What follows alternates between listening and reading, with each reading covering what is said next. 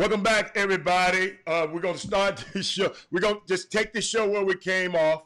I think I don't see comments now. Oh, probably ain't nobody on yet. I don't see comments. Yeah, it's a different one. Yeah, I'm talking about on this feed. Now it then came back up. Thank you, Gotcha. Rick Brown. Rick Brown is back on. We're back up and running now. We're back. So let's start the show. Chris, before you left off, we were talking about, Jimmy was talking about the Yao Ming situation. Stefan Leary made a comment about Yao Ming, and I think it's bigger than that. I think it's bigger than that, Jimmy, Stefan Leary, and because you got to understand, that's a communist country.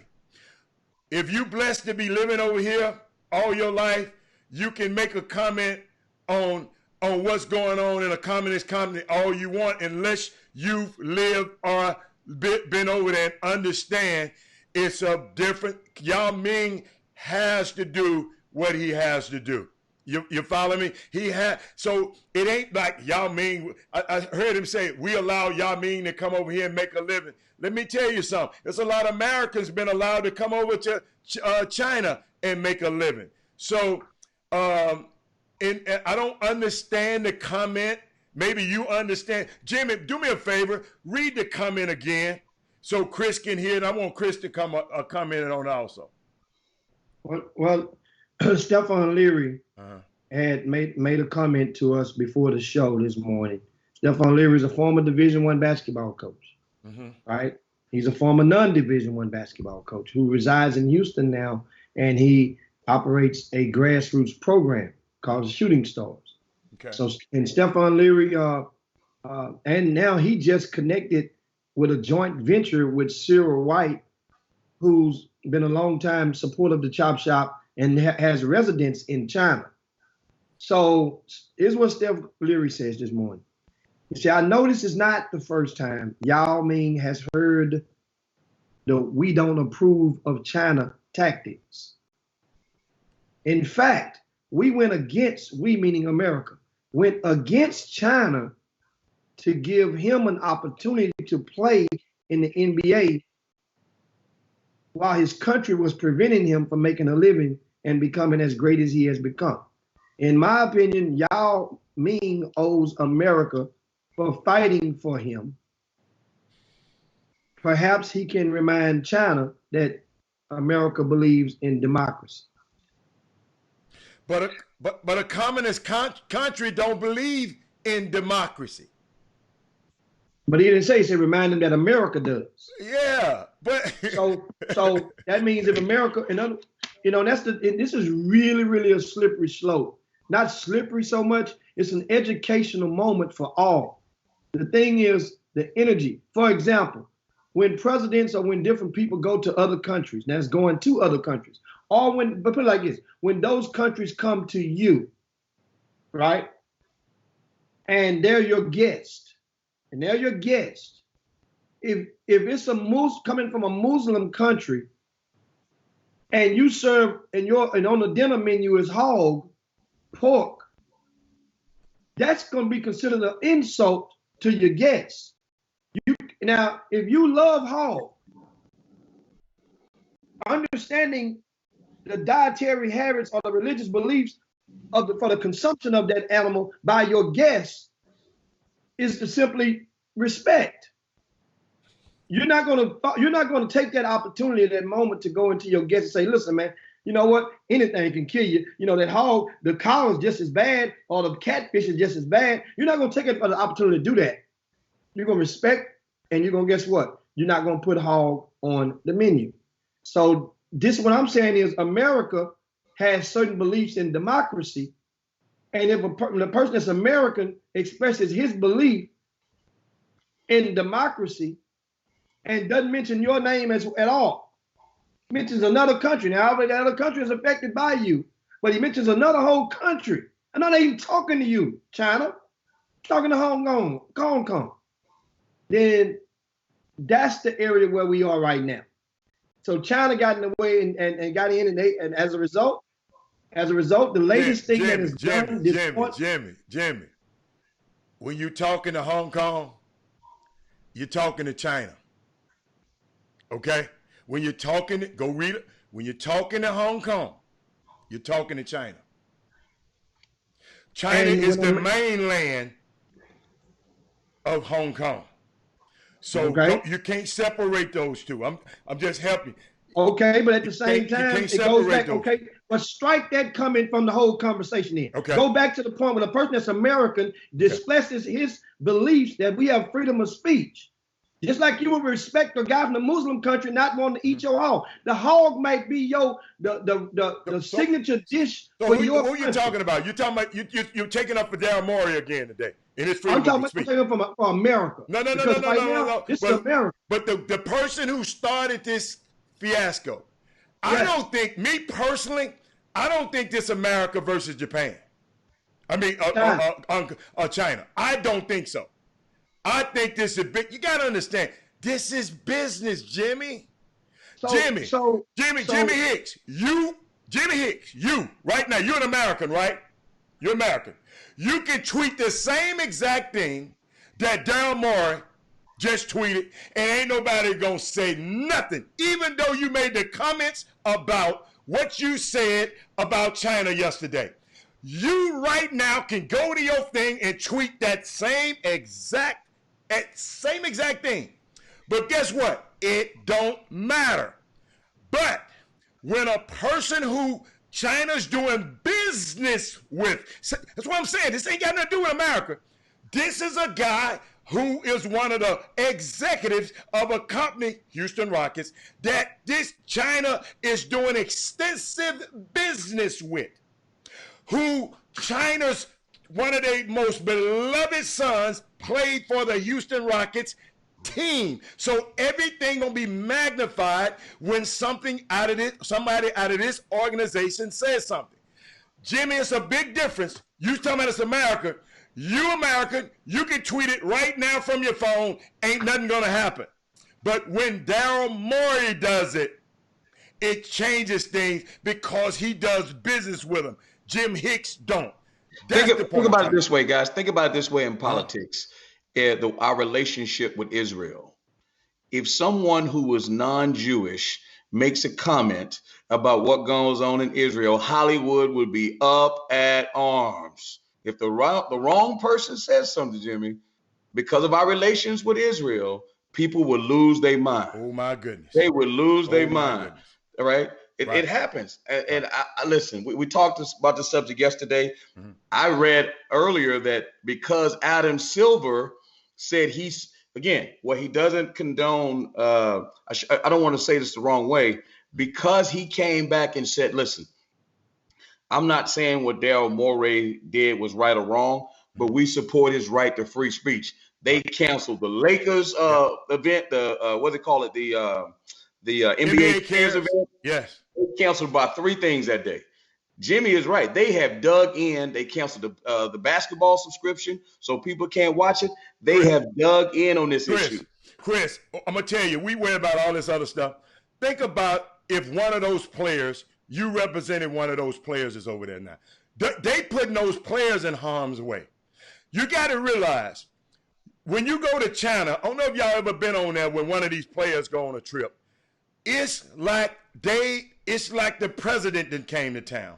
Yeah, they don't see the other China. People everywhere when LeBron or Penny or one of these guys are there. This time, wasn't nobody at the hotel. Chris Walker, it was people covering their faces up because they didn't want to be filmed saying they support or looking at the players or at the players' hotel. Right across the street from the Players Hotel, they took down a 24-foot banner of Anthony Davis and Kyrie Irving and LeBron James. I'm scared for the players. We worry about somebody's freedom of speech. Let's get our players out of there because that's what I'm worried about. Let's get our black players out of there and let them get back to the mainland because we already know if you go steal some shades over there, what'll happen to you. Imagine if one of these players say something crazy. You're over in a communist country where we have no rule. So me, Robert Hatter, man, get our players out of there now. Don't wait on them to cancel the game. Get our players out of there. That's how I feel let me get this right. They're not playing any more games over there. I'm talking about right now, Chris. Okay, Chris Walker. I'm asking. No. Let me help you out. They went to practice yesterday in the arena. They closed the arena down. Wouldn't let them even come practice in the arena, Chris Walker. You don't know what the hell's going on. You better look at what's going on over there. They had to go find another gym to go practice at. They stopped LeBron James, the king, from practicing yesterday, Chris Walker. You're in a communist country over there, man. You can sit around here, you can play with this stuff all you want to, and then Ted Cruz, the clown, he come up there talking crazy to Adam Silver. Dude, you are a political guy. You a diplomat. You used to doing this. Adam Silver is a businessman. He trying to handle this thing from a business perspective. This is a geopolitical situation. But I mean, it's an international political situation here we in. This is not about somebody talking about, this is America. Man, when it's this America, get our players back to America and then do whatever you want to. I'm worried about our players. Now, keep going. But those same players have the ability and the capacity as millionaires to get the hell out of there if they want to anyway. So they have the power to galvanize together and say, guess what? And this is unsafe working conditions. We need to get the hell up out of here. They've already canceled your games. And then also they went a step further. Next month, later on this month, there's supposed to be a scheduled G League game between Houston and Dallas, the G League affiliates. They've canceled that as well. And so what I'm saying is, I got a question, Jimmy. You said made a comment that I just didn't understand. They millionaires, they can get out of it. They can get out of it. They came over there on the team plane for team business. The team need to get them back. Okay. No. They can't, Jimmy. I'm not talking about I'm talking about me. You, Mr. America. Well, Mr. Let's get our players back. Not worry about they being millionaires or not. Understand something. Man, come on, man. Understand something. Come on, man. We just had two administrators in the last couple of weeks that made statements in a public platform. That one was just the other day, the general manager for the Los Angeles Lakers, the former agent, he came and stated that he think that all GMs should treat their superstar players as partners. He said he's talked to, and what's the guy's name from the Lakers? Pelinka, Rob Pelinka. Rob Pelinka. He says that LeBron James, it's coming from Pelinka's mouth. LeBron James and Anthony Davis he has consulted with both of them before every single move that they've made since the Anthony Davis came aboard. He said they talked to them on a three-way so much that it's almost like crazy. Like, man, leave us alone. So my point is, LeBron James has the power, and Anthony Davis collectively have the power to go and say, yo, Rob, it ain't safe, man. Let's get the hell up out of here, man. Now guess what? Are they going to adhere to that and comply or not? Who knows? But if he's saying that he treat them as partners, trust me, if James Harden felt unsafe, him and Russell Westbrook combined. He's in Tokyo. They're in Tokyo. It's a different. I understand. Okay. I'm giving an example. Okay. If they ever felt unsafe and they went to the owner and say, man, hey, man, we need to do something. Man. This ain't maybe right. It's not the players feeling unsafe. I said Robert Hatter. I didn't say nothing about no players. I said I would get the players out of there. But the players got contract obligations because they own. You got to understand, the players, hold on, Chris. The players did have a meeting with Adam Silver expressing, players, if I'm finna get up and leave. Come on, man. Let me tell you something. That's just like you coming to an arena and James Harden don't like what it look in the arena. We ain't gonna play in this arena tonight, so we gonna go home.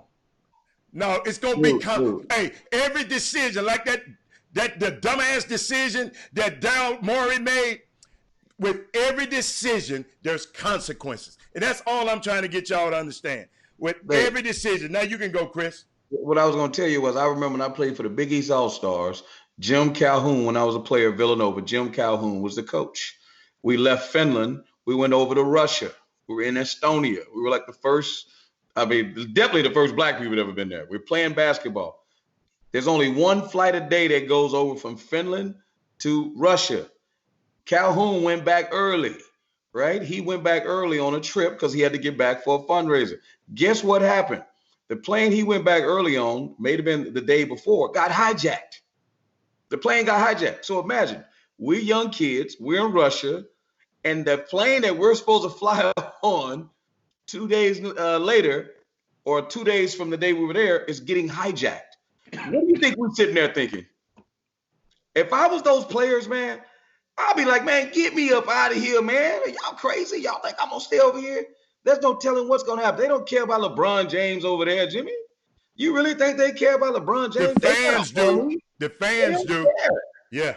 Get me up out of here. I don't care about these games no more. Chris. Just get me home, man. Chris. And y'all deal with this diplomatic stuff later. Chris, did you hear what I said? It was fans showed up. A few dozen fans showed up at the hotel, right? But when the NBA cameras came along, the fans covered their face wide in fear of retaliation against them. That's how bad this thing is over there, that you have to cover your face. Yeah, because they got cameras everywhere. This stuff real, man. They put people in jail for stuff over there that people don't understand here. You think we got a terrible criminal system here? Go over there and see what they do to you. I mean, you know, the thing is first of all, I'm going to share with you guys something that just came up a few hours ago. And remember now, the NBA's response, first you have Daryl Morey, then you had Tillman Fertitta, then you had Adam Silver. No, then you had Daryl Morey apologizing. Then you had Adam Silver making a statement. Then the NBA came behind it and made another blanket statement. Well, let me share something with you. And this is from the Time magazine website. The NBA spokesman, his name is Mike Bass, right? The statement that they released, the NBA, it was released in English and it's one form. It's simple to us. When this statement is interpreted by the people in the media in China, in their Mandarin version, gives the word, some of the words, a different meaning. Instead of them just taking the English one and going with it, their ability to interpret it was in the senses of a false prophet because they misinterpreted some of the words. And it's easy to do, according to one of the professors who scholar in Mandarin. And here's what the statement says in English, the original statement. It's never varied. And it says, we recognize that the views expressed by the Houston Rockets general manager, Daryl Morey, have deeply offended many of our friends and fans in China, which is regrettable. That's how it began, right? It continued, but it never said extremely disappointed. You see? It never said inappropriate, or it never said severely hurt the feelings of anyone. Those three different categories of words, collaborations of words, is what was inserted in the interpretations, right? And as a result, that's what's going on now. There's an effort to try to smooth and iron out this wrinkle and saying, okay, well, Daryl Morey is one thing, but your ability to, you taking words and taking my words out of context and adding other words to it. You're taking my food and putting your own seasoning on it. And that's where we are, for a lot of people are right now. And once again, meanwhile, China is making moves against the NBA. Yeah. right? As Hatter just mentioned a while ago about the fact that people covering their faces, they also have made motions. The Houston, hold on, it's went this far. On yesterday, Nike, which is an American-based company, they have operations and offices in China. Guess what Nike did? They've took down all Houston Rockets product from being sold in China. Nike has made their stance to protect their investment because guess what? They have plants in China that make some of the product, that a lot of the product that you wear. Well, I say it again. Nike has discontinued all sales of Houston Rockets product. They have to stop operating there though, right? They just selling Houston Rockets stuff there. Yeah, that's Houston Rockets stuff. So in other words, let me ask you a question. If you're sitting there and you're Daryl Morey, first of all, if it was Jimmy Hicks, you probably thought you'd be unemployed by now. You'd have the pink slip. Do you think if he had to do it all over again, it was worth pushing sin? Yes or no? Was it worth it? Oh, absolutely. What was it worth it? So why did he do it? That's what I'm telling people. Like, you can sit there and say free speech, all that stuff you want. If you ask him now, was it worth doing? Insert yourself in that conversation. And Chris, and I understand free speech. I really do, and I love free speech. But let me tell you something, Chris. Protesting on Twitter without doing the work, go out and do the work. It's so easy to protest on Twitter. Everybody want to protest on Twitter. Ain't nobody went out in March, and ain't nobody went out. I just wondered how many times Daryl Morey that went over to Hong Kong and was out in the street with them people over there. So all I'm telling y'all, quit protesting on Twitter.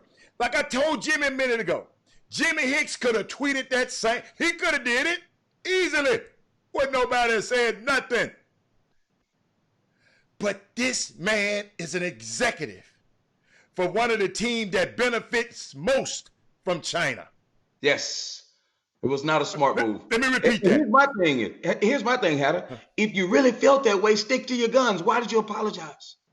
If it's really about free speech, why did you apologize? Chris, you didn't hear me, Chris. That's what I'm talking about. He did the work. Go.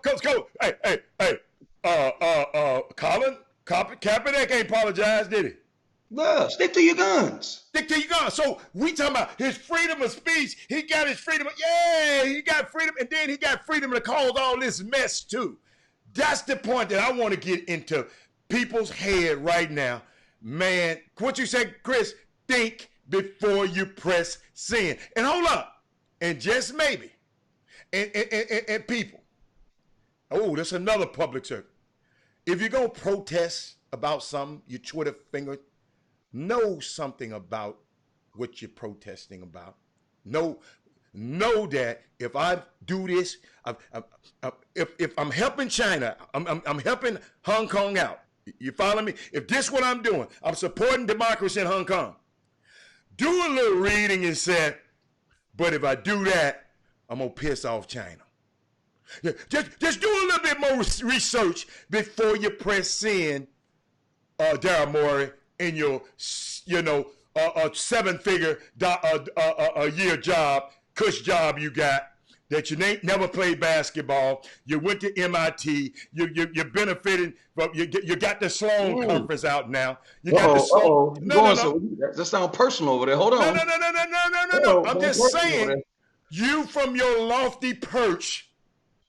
You can sit back instead of, like Jimmy said, you rich enough, you're millionaire, get on a plane and go over to Hong Kong and get in there with them guys over there, get the tear gas through at them.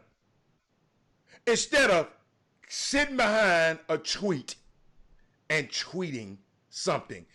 Hey, y'all, all you tweeters out there, you big men on campus tweeters, man, y'all, all I'm saying, there's a lot of tough guys on Twitter, Chris. I've been listening to some of these comments.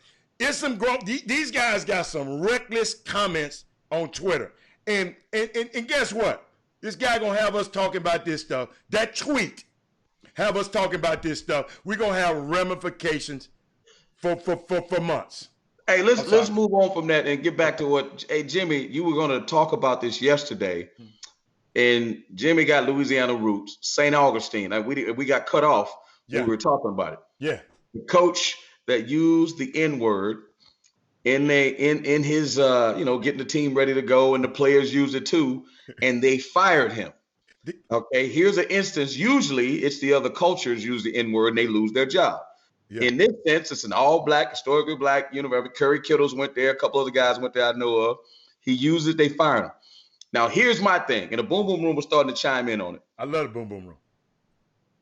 We have, in our rap culture, have said that Nigger is not the word that they're using. It's Nigga, and it doesn't have the same meaning. So I saw Doc Newsom say that word should never be used. I told him I went to a Common concert. And Common is as consciously aware as anybody, or woke, as they say. And he used it. He don't overdo it, but he used it, and he's very talented. It was a great show.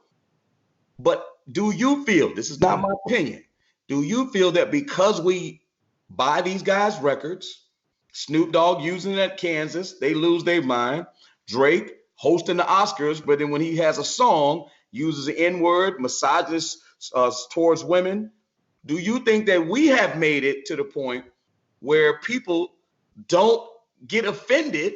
Because you can hear listen, if you walking in a game and you see two Asian dudes, guess what they saying? What's up, N? What's up, N-word? I'll be like, whoa. You see two white kids talk to each other like that. Yeah. And because they're listening to this music, and again, I love hip hop music, but I'm saying, have we made it socially acceptable to use this word? And the fact that, again, words have power, how you respond to them. That coach with those kids, they knew exactly what that coach was saying. He wasn't calling nobody no ear. That's how they talk. Chris, they got T-shirts. That's how they talk. Chris, they got T-shirts, Chris. That's what I'm saying. So why they fire him then? So Jimmy, you give me your take on that. Yeah, Jim. I'm gonna let you go with that one. You say, why did they fire him? I mean, you have to realize the Katy High School ignited the conversation. Katy High School, the quarterback, you guys know, remember after last Thursday, we talked about it on Monday, who went and gave a social media tirade from which he, just unloaded the N-word a couple of times. And so that opened the conversation. And I'm going to tell you how it normally works, right? This young quarterback was white.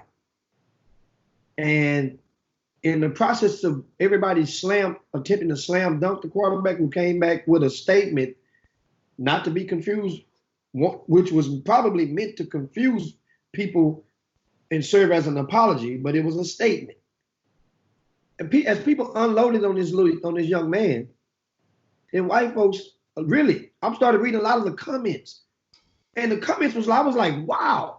And a lot of the comments was supporting him and saying, well, your people use it all the time. Why y'all don't get mad at him now?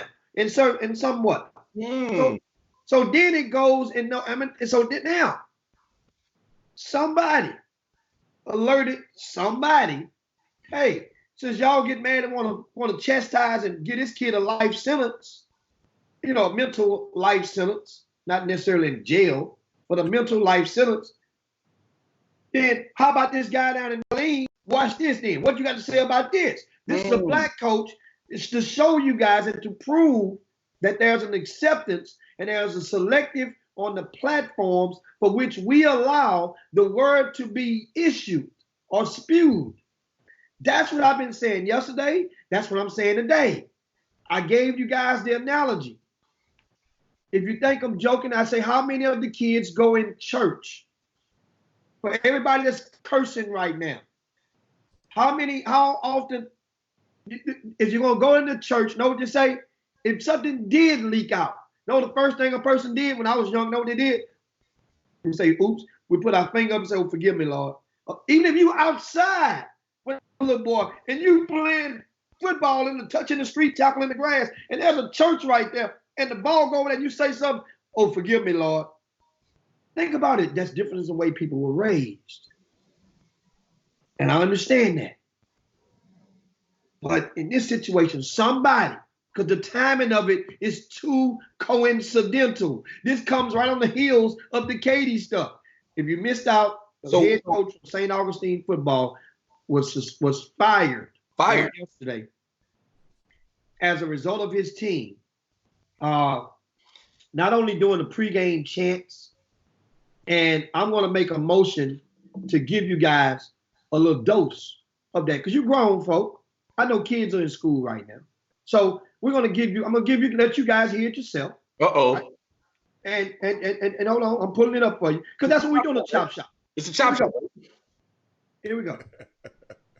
It's coming. Now, meanwhile, he's fired, and Anthony Favre just said 2 other assistants have allegedly been fired as well. But Jimmy, after we listen to this, I want to hear y'all stance on, do y'all believe that we have created this environment, or our culture or our rap music has created an environment where these people think it's socially, like you're saying at Katie? I want to know. I want to know the boom. Like I hear, speak up now. Do you think it's socially acceptable? You guys are singing the songs in your car, but if your coworkers sing the same songs that they paid $25 for a download for, you get mad at them. But yet these rappers are running around driving Rolls Royce and flying on private planes using it. Sound like a little jealous. Hey, Chris, you sound like a little jealous to me. Hey, no, I'm not jealous. Hey, Jimmy, while you were speaking, I put the actual T-shirt up there so people can see it. I know you probably missed it because you were talking. Okay, I didn't look. I put the T-shirt up there, how you can buy it. But I didn't know this about the school. Anthony Favre, I put it on the screen also, said this is the most powerful and storied African-American private school in the country. St. Aug, I guess, is. It is, big time. Okay. Yeah, DJ Augustine went there as well. He's another alumnus from that school before Hurricane Katrina came and forced him to come into Houston. So what I do is I have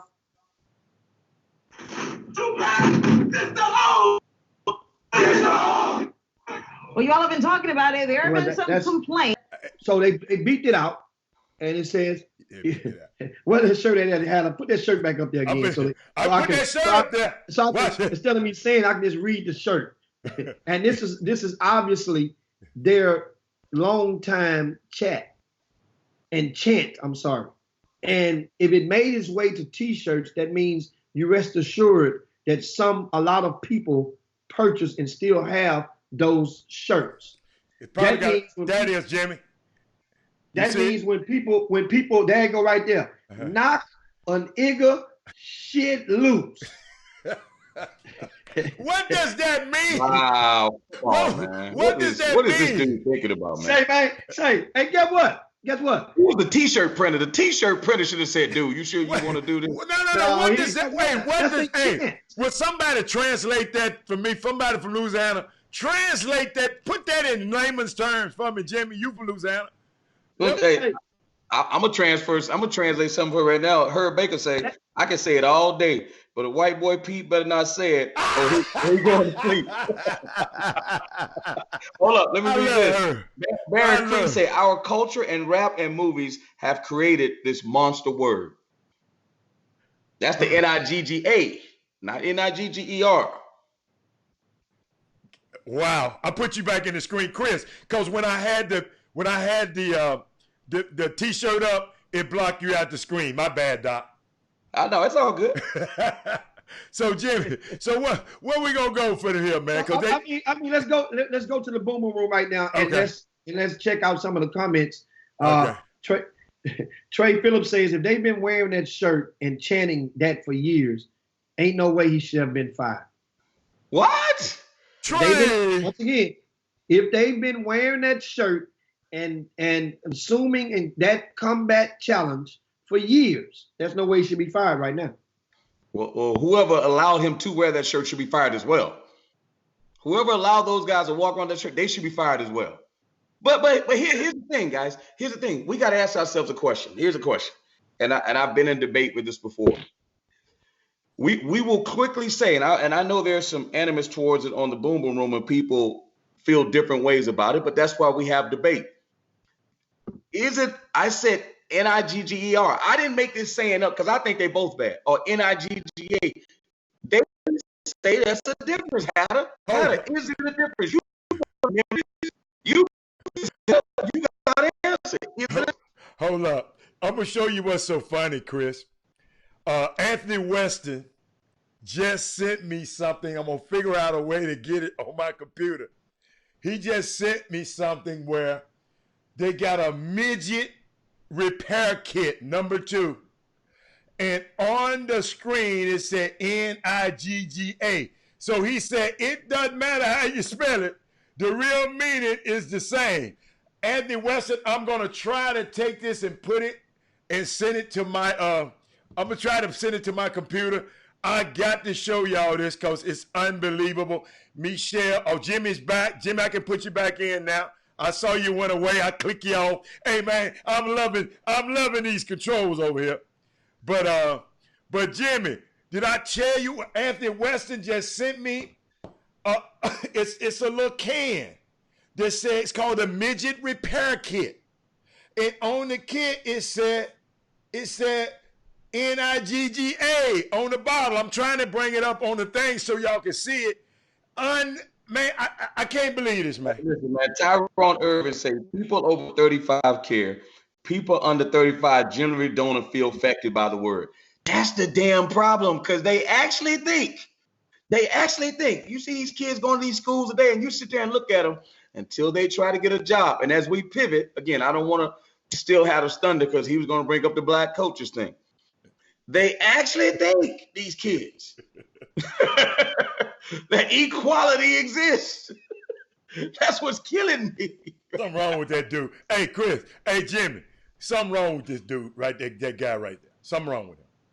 But I'm just saying. I'm gonna put it on the screen. I got to let y'all see this. Jimmy, if you got anything to say, I'm trying to get it sent to my device so I can just at least pop it up. I'm telling y'all this. You got to see this. Hey, man, hey, we got a great thing. Baron Cree says, I got to start watching this show more. That's what I'm saying. People don't understand. We talk about stuff that people don't talk about on this show. But again, we having a larger. Let me tell you something. As an African American male, I go to basketball games all the time, and what I have to ask myself, Jimmy, and you've been at these games, and how do we all we're all a part of that AAU world, and nothing. I don't know if I should feel embarrassed. Boom, boom, boom, help me out. Hatter and Jimmy. I'll be sitting at a game. They don't know I'm a college coach. There'll be 4 or 5 of them huddled up. N-word this, N-word that, MF. I'm sitting there going like, do they even know how they sound? Like, do they even, it don't matter if it's your word or not. Do you realize how you sound? And they're doing it in plain sight. It's not behind closed doors, Chi-Chi. Chi-Chi, you understand where I'm coming from? When you hear them, when kids are in the game, do you know that you can get if you use the N-word in the game, it's a technical foul? It is a technical foul. It's supposed to be. Yeah, and kids kill me when they miss a shot. I saw it this weekend when I was in Dallas. A kid missed a shot and yelled the F word loud as heck in front of all these kids and women. I'm like, so tell me what missing a shot, why you got to say that when you miss a shot? The kids do that all the time. They miss a layup, they do something, they go F. I'm like, dude, what are you doing, man? Like really, what are you doing? Yeah, I heard that word a lot this weekend. It blows my mind. And people like that, well, he's just upset. Okay, what if I told you won't get a scholarship if he said that? Just wait, just same way Jimmy said, they go to church, they know not to say it in church. They know not to cuss in church. They know it. They know when they go on the job interview, they can't use it. What is the attachment, man? I don't get the attachment. It what blows my mind. And maybe I'm in the minority on that. Boom, boom, boom. Hold on. Even in schools, we're talking about mostly students right now. So all of these students that we are talking about, mostly student athletes, but it's students in schools, the teachers, right?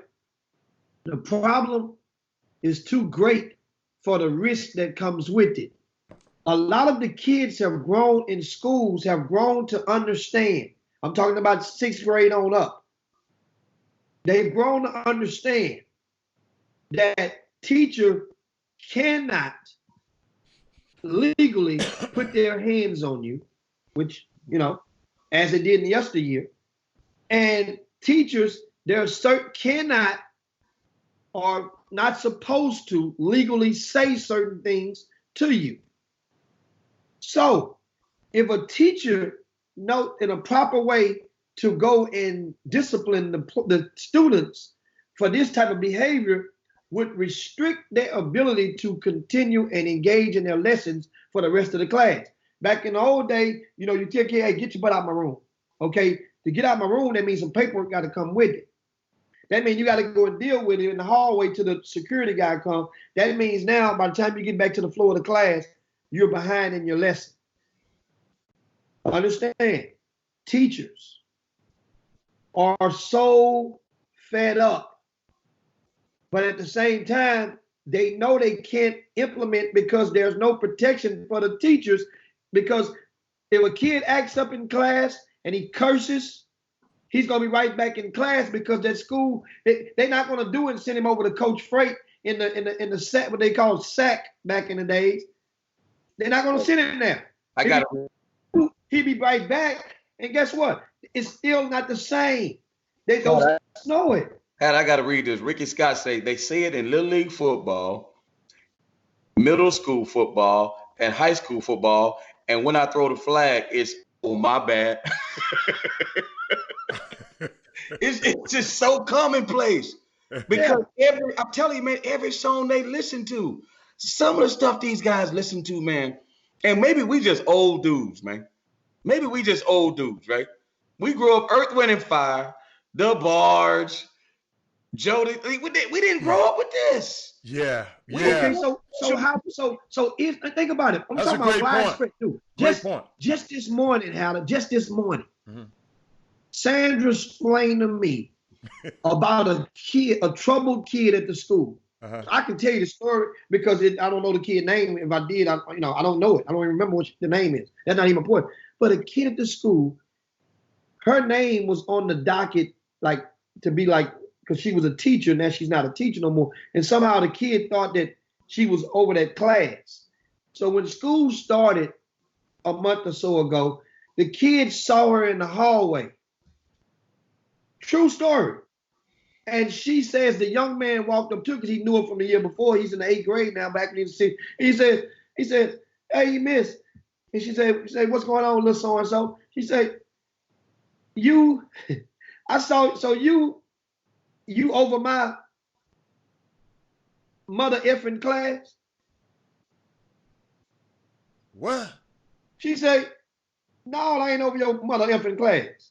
And then the kids start smiling like, all right, teacher, I see, Miss So-and-so. So it's like they know they're going to say stuff to provoke you. And that means now that you got to speak their language. A lot of these kids, they really can't function right unless you cussing their ass out. No, Jimmy, come on, man. Yeah. Come on, man. A lot of these I'm not going there, Jimmy. I just don't believe in that. I don't believe in that, Jimmy. I don't believe in that, Jimmy. Let me tell you something. What I mean. What I mean by this. I don't a lot believe of these kids, a lot of the coaches, once they if that coach inserts the word, Igga, you must be crazy. Or Igga, you gotta do it like it. Now it's away the context of the word. But those kids gonna gravitate and get there. Let's go whoop that Igga ass. Nah, man. I'm not co-signing that, man. I ain't co-signing. I'm not co-signing. I never talk to my players like that. I have never said that. Don't mean that nobody else does. I'm not saying that. He's saying just don't. I've never done that, and I have an impact on my players. And they do exactly what I tell them. I don't talk to kids like that. I disagree with that, and we need to elevate the conversation and stop doing that. Chris, I watch Herb Baker's on the feed. I watch Herb Baker many a day. Unload on them little old bitty kids. Well, that's Herb, bro. That's Herb. Okay, so those kids that Herb got, a lot of those kids, they respond to that language in a positive way. They like that. But guess what? They gonna perpetuate that same thing when they coach. All I'm saying is I'll never forget this. Josh Pastner was coaching Memphis. And Damon Stoudemire was the assistant coach. And we sat down and talked, and he said, Josh, do not allow you to curse a bad language to any one of those players at all. The college assistants cannot use bad language to it. I sit there and say, wow. I've been there before. We got a coach. But we do have a coach out there. I don't know of no other ones. There's other coaches. They don't let you curse at them. I've been to Penny's practice, and I've never heard him curse a player out. Now Sam Mitchell and the other ones probably have, but Penny Hardaway never did. So it's possible to get your point across if that's how the kid used to you responding. Chris Walker, I can't see you cursing a kid out there crazy. Everybody on this Facebook feed, they can say whatever they want. Right. The minute you hear your son get embarrassed in a game, I don't like everybody listening, and they call your son a you know what, Igor, whatever, you're going to lose your mind as a parent. I don't care what none of y'all say. Y'all can say whatever y'all want. You ain't going to let that happen to your kid. And I'm going to be frank. What are we talking about, man? Can I be chop shopish right now? Sure. One of the reasons, chop shopish. So one of the main reasons I sent my son, I wanted to groom my son. We wanted a black coach, whatever school we wanted to, because I'm going to tell y'all, Robert Hatter would have had a problem with Cal cussing my son out. Cal, any other, if he wasn't a black coach, cussing my son out. I'm just talking about me personally. Nothing against nobody else. Nothing against the way he's coached. Cal, Bill Self had to cuss my son out.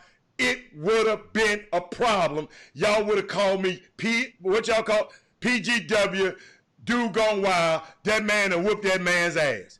So I knew that, and I said, well, thank God he chose a head coach that was African American and the associate head coach that was African American, similar to the situation that Chris Walker and Joaquin Jones had out in Cal. That was my ideal situation for my son. I don't know about y'all's. I didn't want my son, because he crazy, and I know how he would have responded to somebody cursing him like that. It would have been a problem. Here's my thing, guys. If we're talking about high school kids and kids in higher institutions of higher learning, is it the goal, right? We could talk about, we colonizing them, they're speaking the King's English. Is it the goal to elevate their thinking, to take them to a high level, to separate them from certain behaviors so they can achieve not only in sports, not saying that they can't have their codes, they can't have their homeboys in their neighborhoods, okay? Yeah. And I went to Villanova, 99% white. I'll be the first one to tell you. It's very different in Rosewood, Texas, where I grew up, right? But at the end of the day, parts of me are glad that I went there, and parts of me that probably wish I probably could have gone to a Howard. I'm just saying, there's both. One thing I do know, I know how to sit in the boardroom, right? And I know how to sit in the boom boom room. I know both of them. But you don't know how to build a Rosewood because you ain't been back over there in 100 years. That's because they haven't put my name on the parquet. How many home runs I hit over there? They still talking about Jimmy Hicks. But listen, no. but it's a serious conversation, man, because think about it. We sit, you know what blew me away, man? Again, I'm going to throw this out there. It blew me away. Throw it out. Dr. Dre gave Southern California, I want to say $20-30 million, right? Who made Dr. Dre what Dr. Dre became? Think about the kind of music they were singing back then. Ice Cube, Dr. Dre, Eazy-E, MC Ren. Think about what they were singing. Who embraced them first? When I see some of these historical black colleges not having money and resources, Hatter, and I see some of these rappers that culture has made rich beyond measure, we shouldn't have one HBCU struggling in this country, Hatter. We shouldn't. Because the money is out there to create resources or to make these places extremely attractive. Hey, did you guys hear Elizabeth Warren, presidential hopeful? She was on one of the shows, I think on Joe Madison on Monday. And he asked her, she was giving her, a bullet points on what she's behind for and running for presidency. And the topic came up about, of course, the health care and the salary and the student loans was one of her big things, and how to wipe it out. And then she mentioned HBCUs as well. And because then Joe Madison asked her, okay, how do you plan to pay for this? And a lot of the times, it made me like wake up, because a lot of the time, certain things and we've been told this during elections, if nothing else, just listen and pay attention. And if somebody is trying to fight for something that means the most to you, then that's what you roll with. But then at least you have an understanding as to why you voted for this person, other than just saying Democratic, female, white, black. If they have an issue that means the most to you, here's what she said. She said, on the top end of a society, for every $1 that is earned over 50 million, that means 50 million and the first dollar afterwards, every dollar after 50 million would be taxed 2 cents. Just 2 cents. That would supply enough to fund not only supplement the HBCUs, but also fund the help the student loans and the free education for most kids in this country.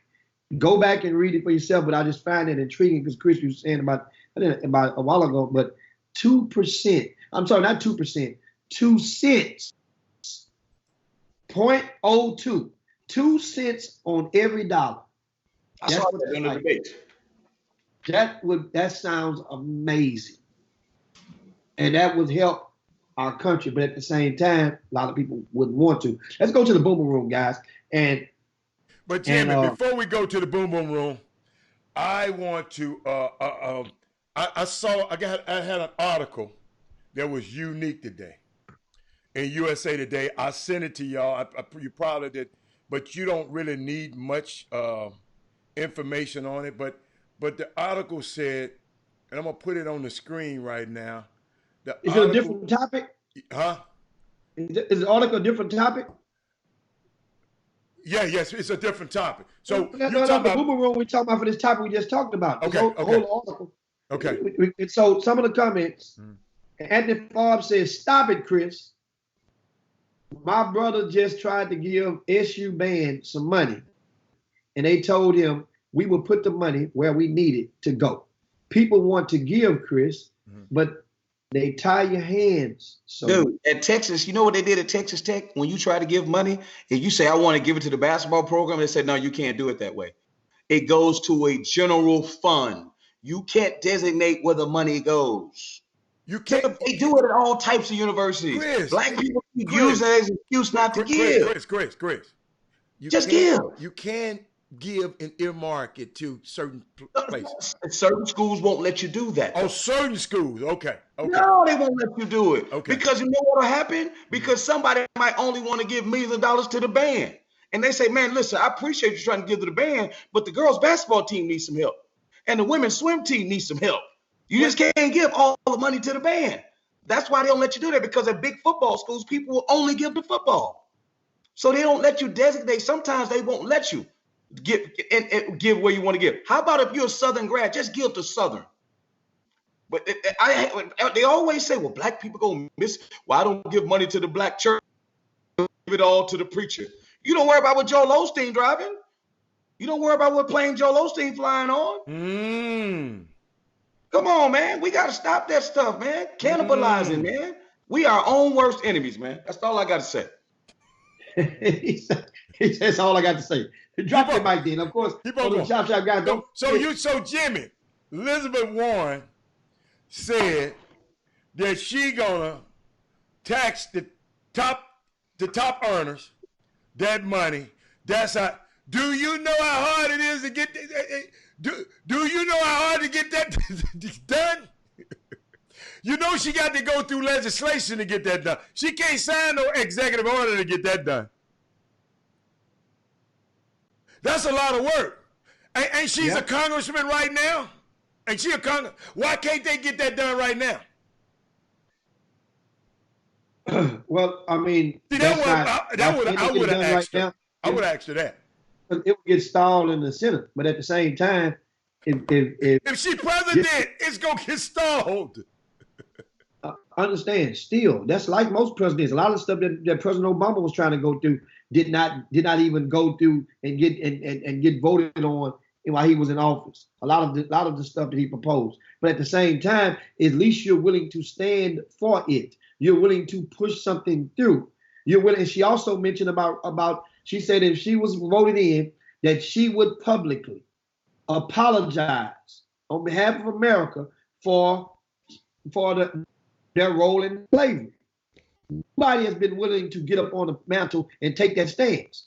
Now, whether she does it or not, guess what? But she's saying, because guess what? Whoever tell the biggest lie gets to be president. Whoever tell the biggest lie gets the most believable lie gets to be governor, mayor, council person. Oh, politics. Come on, guys. School board member.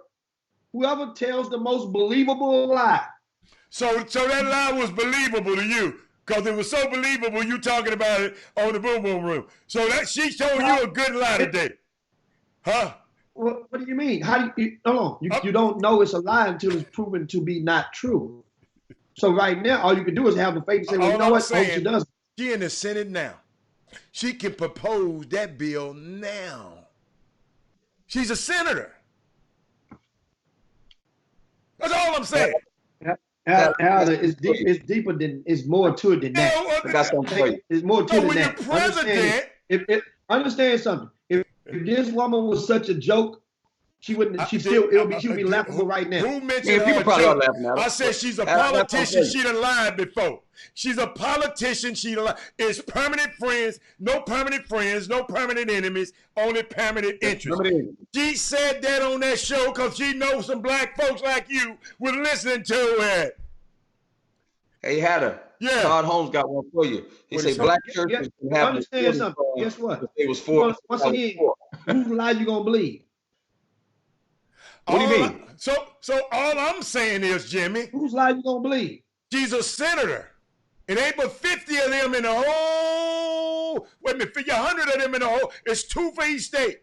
Jimmy, she's a senator. She can propose that bill right now. So what, she gonna wait? Oh, no. I'm gonna wait till I get the president, and then I can't do it. Then I can't do it because exactly. I got to rely on the Senate. I strongly suggest that you do some homework on that, because what you're saying, she is a senator, but it's easier if you're president. Jimmy Hicks, I don't have to do no homework. I studied political science. I don't have to do no homework. I'm telling you. A senator can propose. Jimmy, you gonna do some homework. A senator can propose a bill. I'm talking about to put the bill into law. I ain't talking about law. We ain't saying nothing about law. She telling you that she on Joe Madison, who got a lot of black visitors. Hold up, Chris, got a whole lot of black listeners. Well, we're gonna take the top, if on the tax on the 50 million, we're gonna just take 2% of every dollar over 50 million. I think we said that at the debate. I saw her say it at the debate. And we can, Jimmy, if it's that easy, how she gonna get it done as president where she couldn't get done as a senator? That's all I'm asking you. Well, eventually you would have to get control of the Senate, and that would take another 4 years, another 2 years to 4 years. You get control of the Senate, then you can push it through. Otherwise, you're going to have resistance no matter what the bill is. Adam, so that's what the whole Okay. You got to get another Democratic president, and you say, you know what? But you telling me I need to do some homework. You don't need to talk about that kind of stuff there. Talking about this, that, I'm silly, man. Leave that alone. I'm just telling you. Hey, listen. Right. Let's pivot and talk about how Jimmy hasn't decided what he's going to owe me yet after the Astros get beat. After they got that head to up last night. With Verlander. The V-Man. With Verlander. Let me tell you what happened last night. I would let me tell you Jimmy's face right now. Jimmy, I would be safe to say that Kate Upton was not on that trip. Because they didn't show up in the box. Stop it. He should have had his woman with him, man. He was up there messing around, and that's what happened. You need one of the things you have to realize, Verlander, he didn't last 4 minutes, 3 innings and some change, and Tampa Bay came to play. They opened up the game. They came to play. And it comes a matter of, in baseball, it's hits and misses. And they came out hitting that ball, making contact, hitting with runners in scoring position. And guess what? They were motivated. They got a couple of good innings out of the guy that started, took him out quickly, and they kept on hitting, kept on making, and they made timely plays on defense. That guy, Choi, he made a couple of plays. He's from South Korea, the first baseman for Tampa Bay. I mean, he made a couple of plays that saved, didn't have to play. Every time they needed to play defensively, that muted the Astros' ability to muster any kind of offensive rally. Tampa Bay did it. If it wasn't in the late innings, in the middle of the innings, I mean, when the ball come off the wall and Altuve is gunned out at home plate, that was a dart. I'm talking about a dart. Caught Altuve out at home. I mean, but guess what? The Astros, I'm taking Garrett Cole against the house in an elimination game, in a final game of a series. Garrett Cole on the mound. Chris, don't he owe you from last night, Chris? Don't he owe you from last night, Chris? Y'all bet? The bet was advanced. This is game 5 coming up tomorrow. No, so Chris said the Astros are lost tonight. You talking about you better look at it now. Bet. I got the screenshot. He knows what the bet. He just started. He started the conversation. He said the bet was them advance.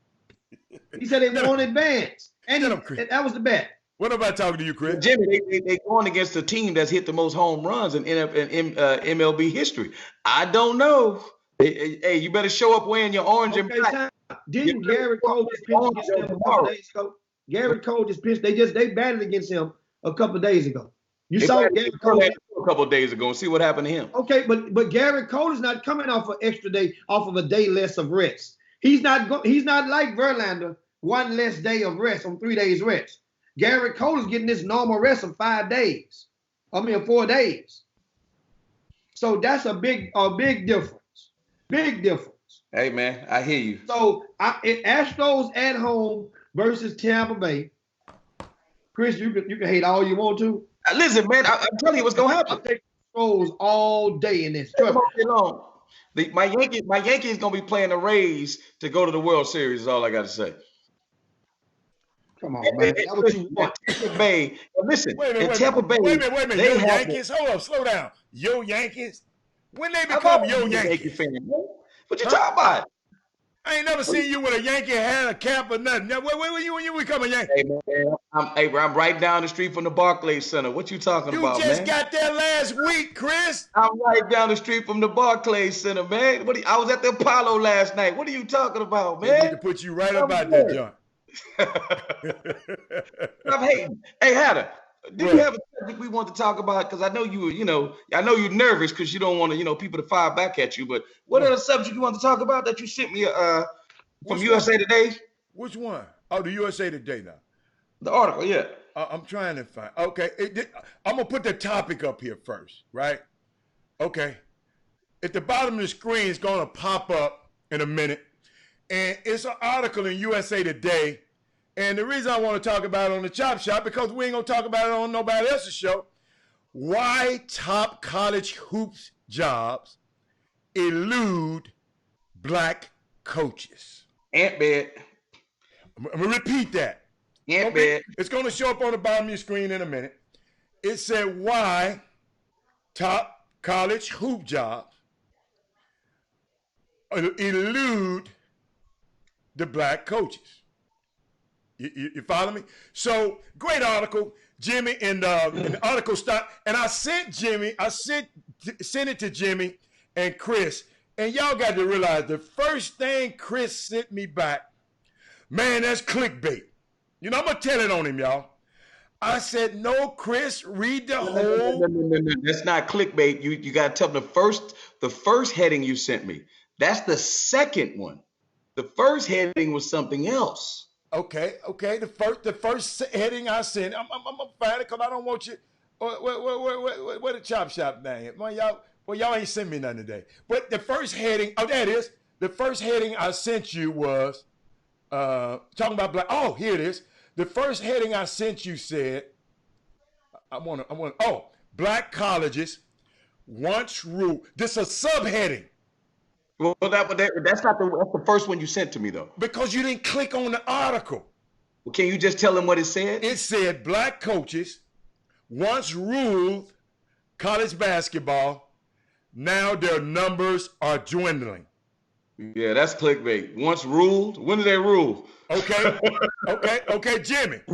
What about when John Thompson was a giant, and not only because he was 6'10", when Kentucky's Tubby Smith won the NCAA title in 1998, he was the third black coach in 15 years to do so, following Thompson and Georgia. And y'all ran him out of Memphis. Can I finish talking? And following Thompson and Georgetown in 1994. Because the people want to hear these facts.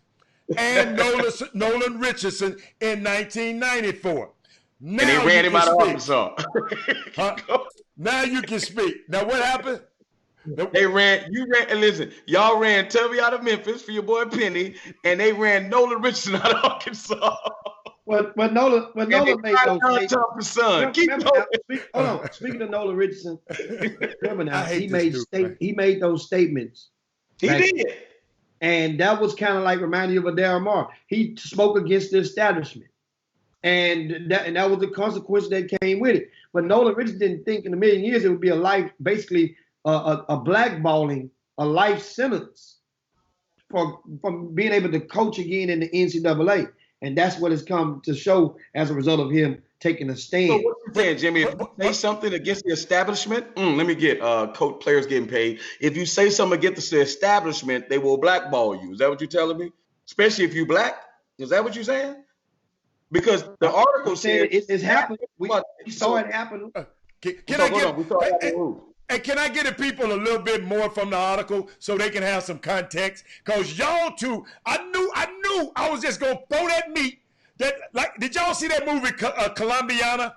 Where she threw the meat? Talking about what a little black girl. Oh my goodness! Yeah, when she threw the meat in there and told them to eat. That's what I just did to y'all. I threw some meat in there, and y'all. But what they were talking about, they was talking about the contrast that number to the black coaches in the Power 5 leagues in 2019 NCAA tournament. Only one coach. That was Florida State's Leonard Hamilton. So I wanted to give him his context. And then they went further, Jimmy. They said there are 8, including coaches from the Big East, just a year ago, and 8 in 2009 and 2010, 8 black coaches. The numbers have endured peaks and valleys, said Stu Jackson, the Big East Senior Associate Commissioner. He said it's an unfortunate part that we're in one of those valleys right now. Would you agree, Chris Walker, or Jimmy Hicks, you coaching aficionados? Are we in a valley? We had some peaks, and now we're in a valley. When were the peaks? I'm just curious. When were the peaks? When John Thompson was winning, Tubby, and Nolan Richardson, John Chaney was up there. Those kind of guys. I guess that was a peak. So it took John Chaney till he was 90 to get the Temple job. Let's just start there. Till he was like 90, all right, to get the Temple job. Okay. John Thompson, I want to say, was the first African-American to win a national championship at Georgetown. Uh-huh. It also mentioned George Raveling in that conversation. It also mentioned in that article there's 4 schools that have never had a black coach in the Big Ten. Also in that article, there's 0, I want to say 0 black head coaches in the Pac-12. There's only, I want to say 9 out of the top 65 jobs. Basketball is a little bit different, but they said the Power 5 football-driven schools, there may be 9 black coaches out of 65. I'll go a bit further. They say, well, the Jim Delaney, I want to say he's the head of the Big Ten, I want to say, says that, well, you know, it comes down to fit. Look at these words. Well, it usually comes down to fit. Find that piece of that article where it says fit, this and that. And ADs want plausible deniability, so they hire search firms. Now these search firms have become powerful. So what that says to me is, because I was the first black head coach at Texas Tech, I'm not, and I love Texas Tech. They did a great, you know, service to me. They gave me an opportunity. But I understand why it happens too, guys. I understand why. And I made this statement to Hatter, and people may get upset if I say this. Should I say it, Hatter? You tell me. Or I'll let Hatter say it. Hatter, you go on and say it. Which one? What was the statement that I made? Oh, I told you I was going to write it down. Huh? He said, somebody said, his name was Chris, though. Don't tell him I told you. Hey, he said, they don't hire a black coach to be the coach. They hire a black coach when they need a minority. They don't hire the black coach just to be they hire him. Like, if I just need a coach, I'm hiring a white guy. But if I need a minority, I got to hire a black coach. I guess that's what that's saying. Guys, you got to look at, and I'm going to tell you the worst sport of all. The worst sport of all is football. Oh, my God. See, people got to understand the hiring practices, man. If they don't want to look under the hood, think about it. You watch the NCAA tournament, you see black kids running around, right? That's all you see. You watch the NBA, you see number of black players running around. But the chance for guys like Jerome Tang to not have been head coaches at major universities yet, thank God Kelvin Sampson did an unbelievable job of grandfathering his son in. I made this comment before, and this is not a slight towards Stephen F. Austin. This is only talking about Mike Boynton. I was a coach for 27 years. I've been around college basketball for 27 years. Coach 21. The first 2 times that a coach of African-American descent was ever elevated at a high major was at Cal Berkeley with Wyking Jones and Mike Boynton with Oklahoma State. First time I've ever seen that. Like, I'm talking about, I've been in a bit, that happened a couple years ago. Jimmy, you know what happened, the success that Stephen F. Austin had when Mike, and who's the guy that what's his name? Brad Underwood. Brad Underwood. So Brad Underwood goes to Oklahoma State, right, Jimmy? Yeah. And Mike Boynton went for the job, right? They gave it to him, right? They gave him the job at Stephen F. Austin? No, they didn't. No. Right. They go to Oklahoma State.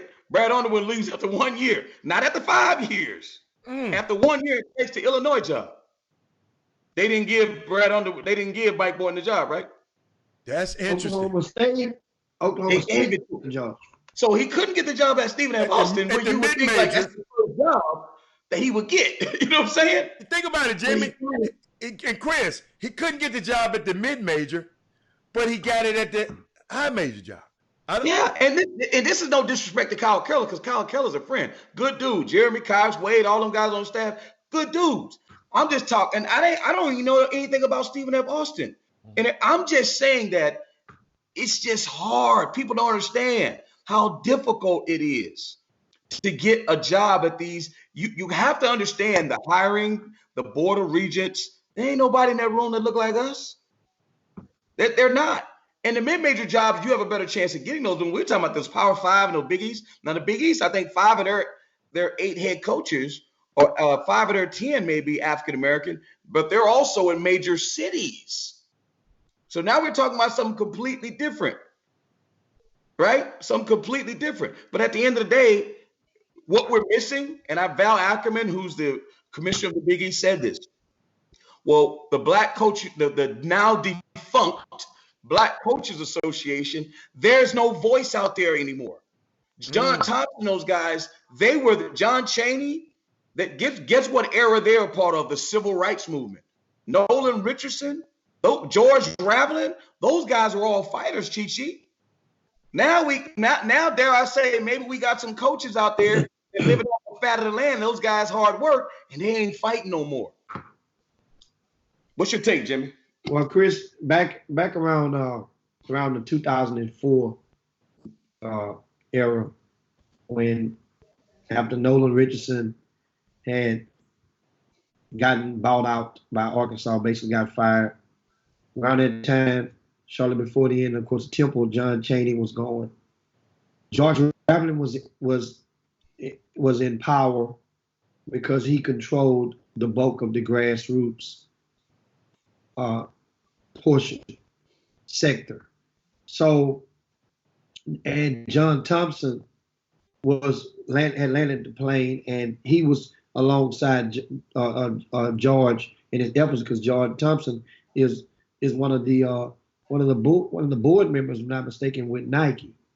Well, those four guys collectively when they spoke, they commanded the attention of most. And so, as in politics, people wanted somebody to thrust another black male figure into the gap to fill that role.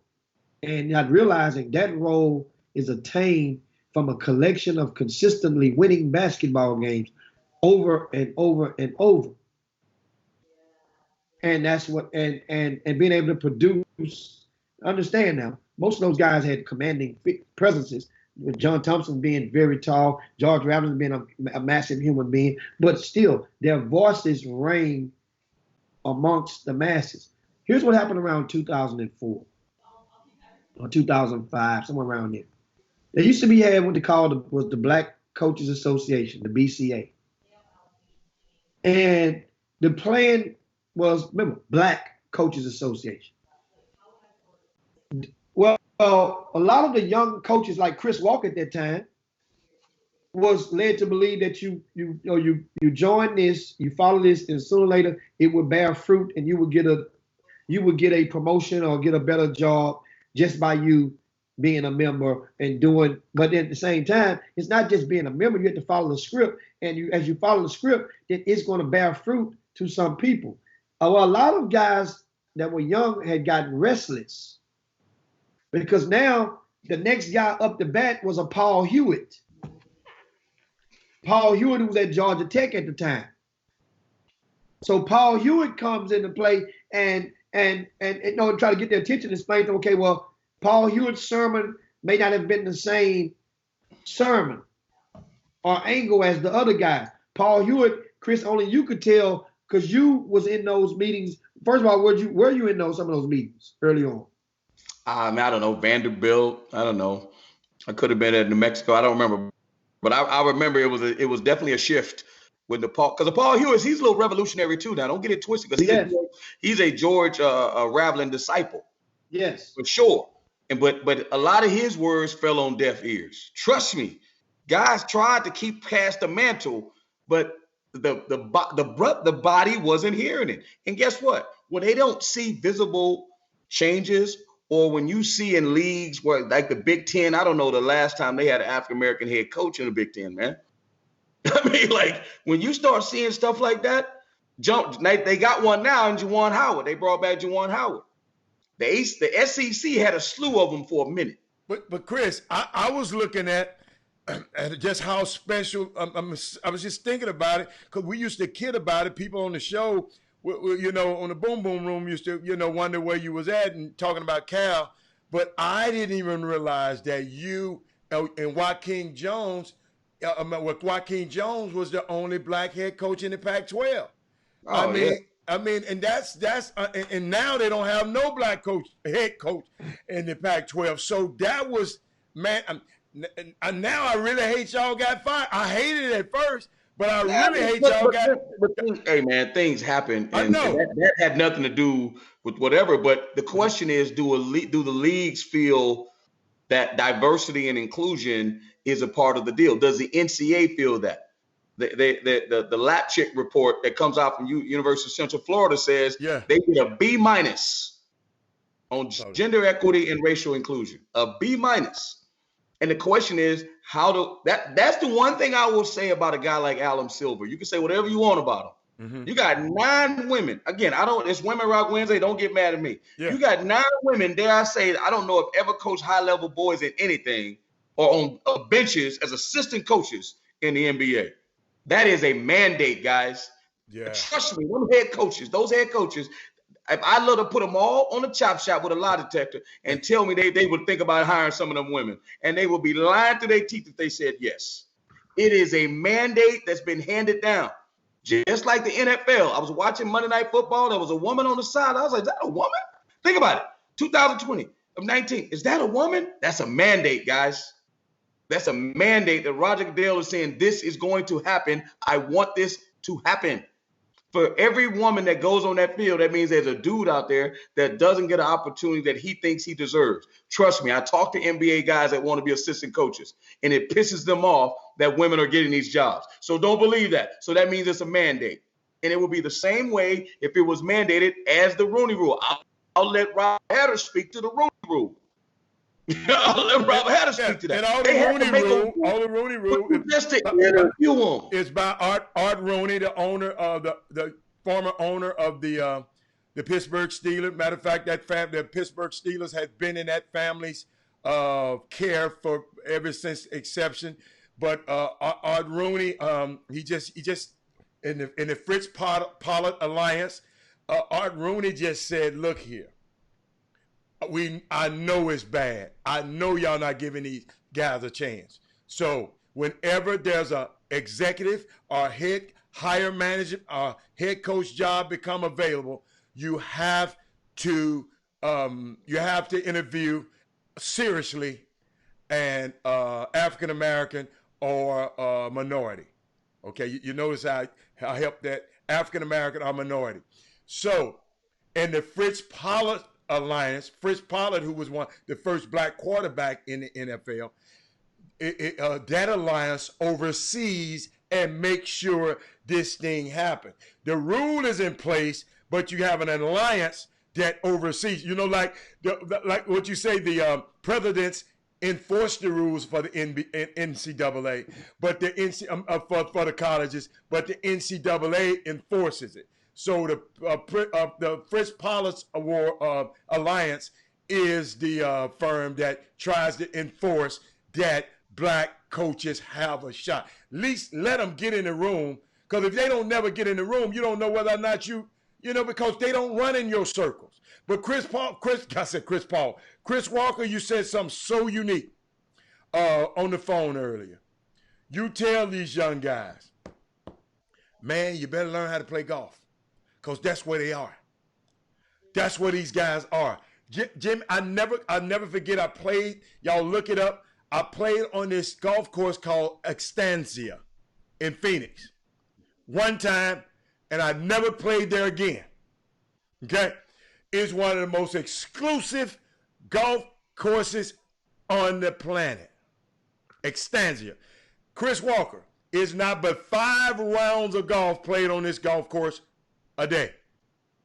So everybody that's super duper duper duper rich, only reason I got a chance to play, in 2000, the Phoenix Suns wanted Penny Hardaway to play with Jason Kidd and form Backcourt 2000.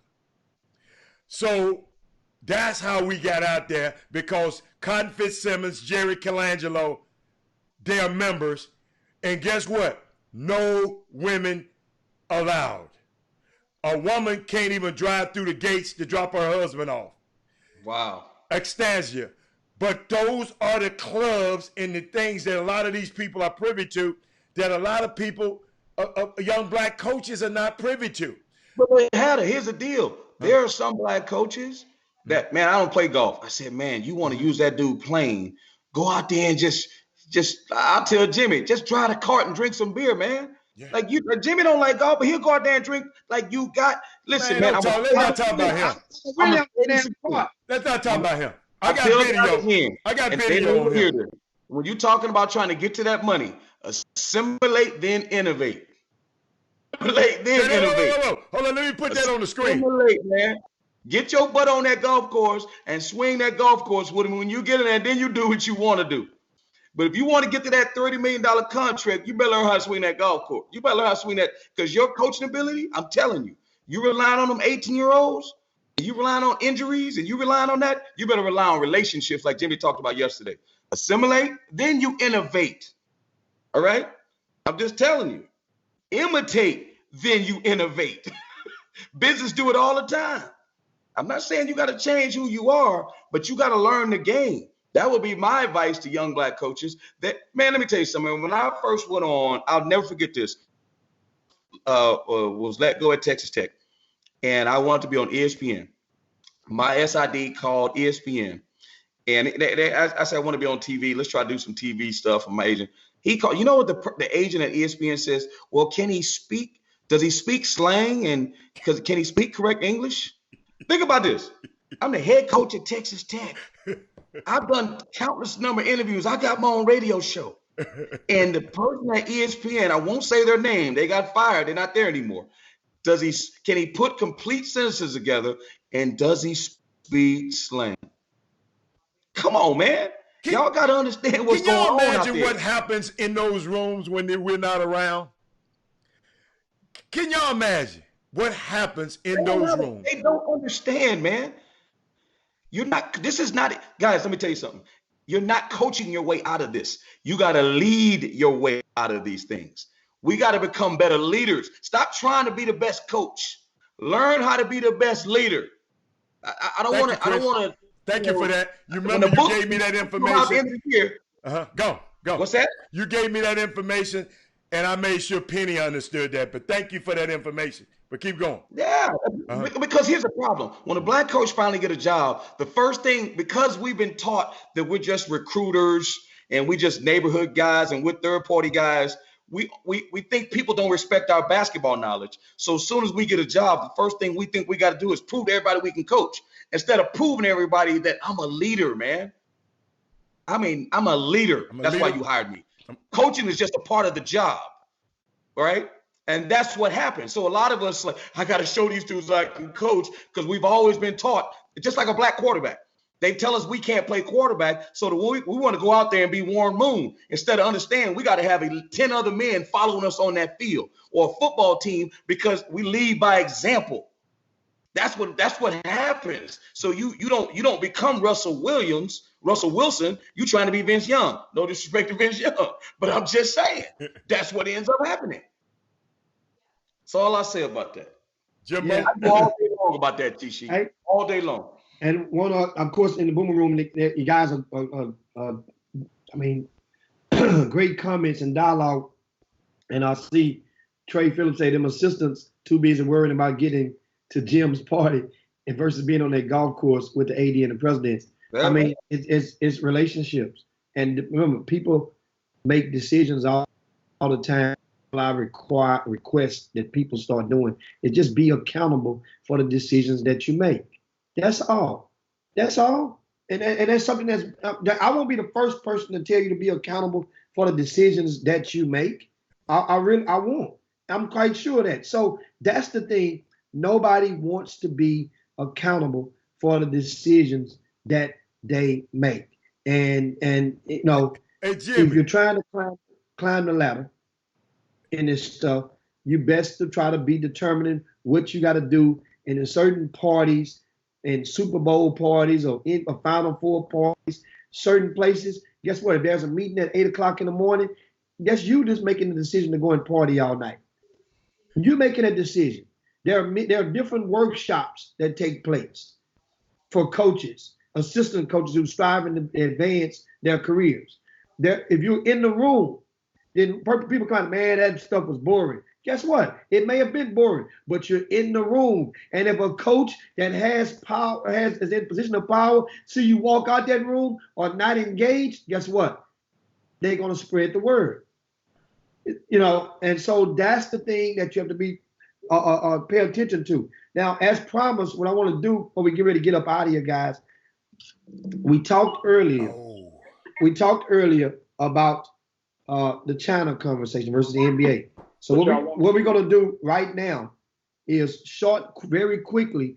We have one of our great supporters and friends of the Chop Shop. We have Cyril White is going to join us. Ooh. Cyril White has residency in China, right? And right now we're going to do this right here. And I found a way to fix this on the Chop Shop. Cyril White, what's going on, buddy?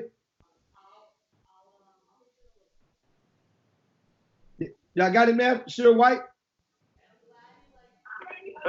Hey, what's going on? You live on the Chop Shop right now, Cyril. Are you in China or are you back in the United States? I'm in Shanghai right now. I'm in Shanghai. Oh. Okay, can you guys hear Cyril pretty good on the Chop Shop? I can hear. I can hear. When I hit the ground today, when I hit the ground in Shanghai, I had so many cameras in my face asking me what I thought about the situation. And, you know, one thing about me is I've been able to keep all of my relationships in China intact for 20 years. I'm something in my revenue flow from something that I put out on social media because I understand the nuances of how to keep these relationships intact. And I think that's one thing that Mr. Daryl Morey, he really miscalculated how important it is to keep your thumbs off Twitter when you're dealing with international relationships. Wow. I said that, Cyril, and people didn't. It's Robert Hatter. I said that, and some people just didn't agree with me because he's got a right to say whatever you want to say. You know, it's one thing where when I got here, guys, I saw them pulling down the advertisements for the NBA game. I flew here to come to the NBA VIP reception. I come to every year.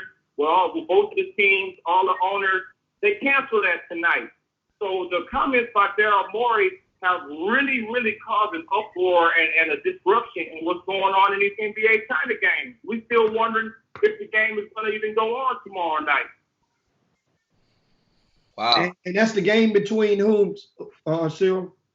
The Nets and the Lakers. The Los Angeles Lakers and the Brooklyn Nets. The Los Angeles Lakers and the Brooklyn Nets. So right now, I'm actually out at the spot with both of the teams. I just stepped out. Probably can hear the music in the background. Stepped out to talk with you guys. So we're trying to make the most out of the trip. But right now, man, the NBA's relationship with China is on thin ice. If even on that ice at all. The ice may have even broken. So I have a question. So you just arrived back in China, and you said that cameras and microphones were in your face. And what would be the reason? Why were they trying to get your comments? Explaining them why. Well, a lot of people in the China sports media know I've been in China for 20 years, and they know I've been bringing teams here 3-4 times a year. I've never had any communication to disrupt my flow of business with China. And it's really because I've taken the time to understand the do's and don'ts of doing business here as opposed to just doing something because I feel like it. And in Daryl Morey's case, no one even asked his opinion on what was going on. No one asked him anything. He chose to use his thumb and create this situation that's costing everybody money. I had 2 NBA players to come over here for appearances, $100,000 appearances next month, and they canceled that. So he's costing me money and my other clients money that's not even affiliated with the Rockets just because China is off the NBA right now. So now, just tuning into the Chop Shop, we have Cyril White, who's live in Shanghai right now and explaining the atmosphere as a result of the NBA versus China drama. Now, Cyril, is this a China versus the NBA, or do you think it's going to trickle into a China versus America thing? You know what? That's a great question, Heath. Right now it's China versus the NBA. And I think that it's going to stay at that because, well, first of all, we're already in the trade war with China due to the things under the Donald Trump administration and a lot of things that are really publicized. So right now, the business relationship between China and USA is rocky anyway. And then when you add comments from the Rockets general manager, man, that just pushed it over the edge. I didn't think that people would respond like this to something like that, but man, they have responded. And I'll say again, man, they were tearing down advertisements off the side of buildings for the game tomorrow. Basically, like I think they're going to cancel the game. I'd be surprised if it goes on.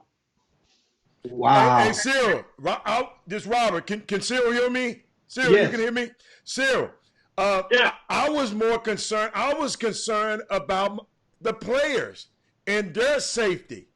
Because I know we're in a communist country. I was really worried about their safety and them getting back home and getting out of there. I was more concerned about that. I don't think it's that deep. And I think, right out, we at a nice spot. Everybody's in there having fun. Both players from both the teams, we having a great time right now. It's 2:30 in the morning over here. Okay. So, it's one of those type of things where this is at the upper brass level. These are, I guess, some executive exchanges right now. And we're just trying to see who's going to say or do the right thing. Adam Silver is supposed to have a press conference here tomorrow morning, actually, to address some things, which he will make an announcement if the game will go on or not. So, I mean, it just remains to be seen, man. Wow. Hey, Cyril, this is Chris Walker, man. So would you explain to people the Hong Kong, the difference with the Hong Kong and China drama, and why Daryl Morey even said anything? And then can you talk about just, the Nike situation where they tore down all the Rocket stuff, and why Yao Ming, is he keeping it 100 by being upset, or is that the government putting pressure on Yao Ming to act that way? You know what? Thank you, Chris. I'll tell you like this. Yao Ming is Chinese first and foremost, and he has to stay loyal to his countrymen. But as far as Daryl Morey, the biggest thing with Mr. Morey is that, like my grandfather told me, speak when you're spoken to. Listen twice, speak once. No one told this gentleman to say anything about something that did not directly affect him. So Adam Silver said, will we defend Daryl Morey's right to freedom of speech? Yes, sir, that's true. You got freedom of speech, but you don't have freedom of consequence. And I think anybody who wants to do business in China, like I've been doing successfully for 20 years without any interruption, you have to learn the do's and don'ts of how to do business in someone else's culture when you want to have a long-term relationship with them. And I think that, Daryl Morey, just being a free speech American, really didn't take all of that into account. I don't think that he meant any harm, but the best way to prohibit this, gentlemen, was to keep your mouth shut. I got something for you, Cyril. Cyril, and you know the heartbeat over there. If they fire Daryl Morey, does this go away? I don't know if it necessarily goes away, Hatter, but one thing I know is this. The NBA really needs Cyril White to teach them some cultural do's and don'ts about China. I've flown under the radar and did my own thing for 20 years, made my money, supported my family, advanced my career silently by just knowing how to function in this culture. And, that's because I took the time to understand and respect how to do things in China, and not just think I could do things in China the same way I do them in America. That's my biggest, with all these smart executives, all these, just supposedly smart people, how do you not understand cultural sensitivity? It doesn't mean you have to agree with everything that's going on, but you got to respect what's going on in other people's country that's not yours. And Cyril, what I explained to Jimmy, that if Jimmy Hicks right now could have tweeted that, and nothing had happened. But his affiliated relation with the Rockets, who also, Yao Ming played, and he's also not just an employee of the Rockets, he's an executive with the Rockets. That what added and made it such a big thing. Am I right or wrong about that? Oh yeah. Because hey, Houston, we got a joke in China. All of my American friends in China, we all say the Houston Rockets is the national team of China. Because Yao Ming's influence in China. They were. We know he's the biggest star that's come here. You know, wow. The Chinese is the one that's opened the door for this stuff to be like this. You know, yeah, you're right. So I think right now the situation in Hong Kong is it's so bad that the Chinese government felt that they needed to take this stance. Because here's why: 420 million basketball fans here in China. They do not want to let a Western influence have an influence over the mindset of the people in their country. And when Daryl Morey tweets something like that out, the Chinese government had to respond swiftly and harshly to be sure that even the citizens of China understood that, hey, man, we're not going to let nobody from the West tell us how to think. That's what it is. They serious about that over there. So now, what you just said, Cyril, that takes us to a different space. Understand this now. So that's China, and that's the government of China cracking their whip to let it be known we're not going to tolerate this. We don't think like that over here. Right. And at the same time, the NBA, Adam Silver, who may release the comment on yesterday, and basically said, we're not apologizing for Daryl Morey's comments. Right. Now, we're apologetic for what has transpired as a result of Daryl Morey's comments. But Daryl Morey in America, in our country, you have the freedom to exercise your thoughts. Now, albeit there may be something, like you just said a while ago, you have the freedom of speech, but not the freedom from consequences.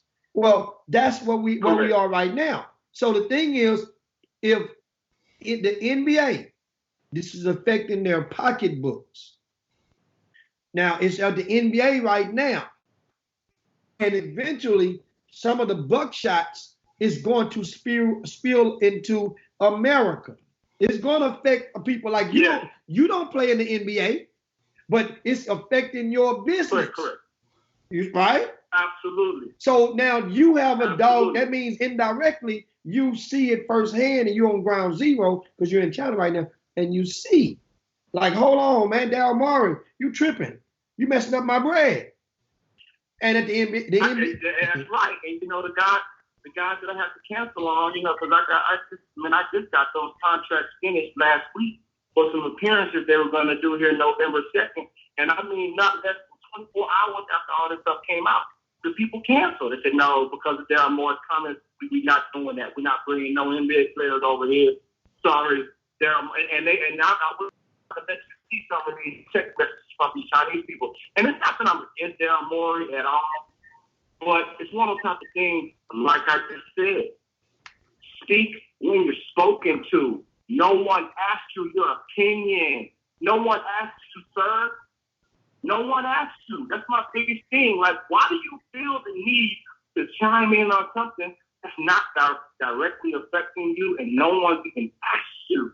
It just kind of shows the imperialistic mindset of you know, some people that think that just what they say is going to go and that everyone cares about their opinion. No one really even cared about that opinion. It could only have damage to it. You know what I mean? And damage it has certainly had.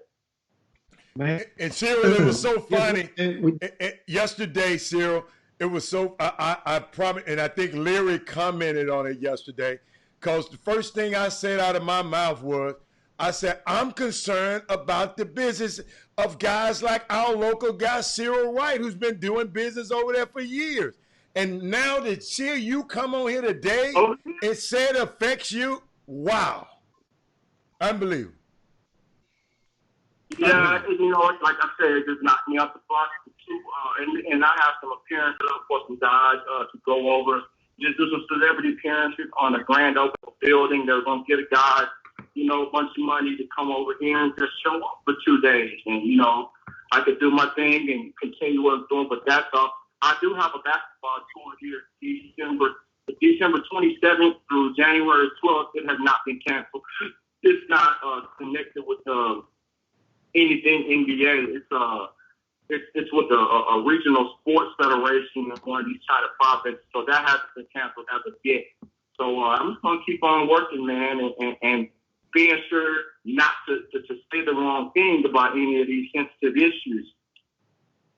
And so, of course, Adam just posted the initial tweet from Daryl Morey, which he stated, "Fight for freedom, stand with Hong Kong." And that's the tweet that started this avalanche of response from China. Now, as a result, Cyril, do you think that it would be equally right for the NBA now to retaliate, or just curl up and bow down to China in their recent actions? You think that? I mean, what do you think? Here's what about the curling up and bowing down. I wouldn't necessarily see an apologetic, or I wouldn't see an apologetic or remorseful action being as curling up and bowing down. It goes like what I said. No one asked you, brother. You were wrong, Mr. Morey. Regardless of this freedom of speech and all of that, in this context, you were wrong. You have an international partner that have different political views from you, and you know that when you signed whatever contract that you have with China. Everyone knows China's communist and America's a democracy. We know that there are many, many, many political differences. And if that's such an issue for the NBA or anybody who wants to do business here, then don't enter into these agreements in the first place. And secondly, when you do, you have to have enough wisdom to understand what you could say to dissolve these contracts. And that makes you so much money. I heard they pulled all the Rocket gear off the shelf in sports stores. I haven't seen anything like it since I've been here. And, you know, that's all because you spoke when no one asked you. Now, before we let you go, Cyril White is live on the phone with us from Shanghai. We just tuned into the Chop Shop. And we have, in the Boomer Room, we have a couple of questions for you. And one of them says,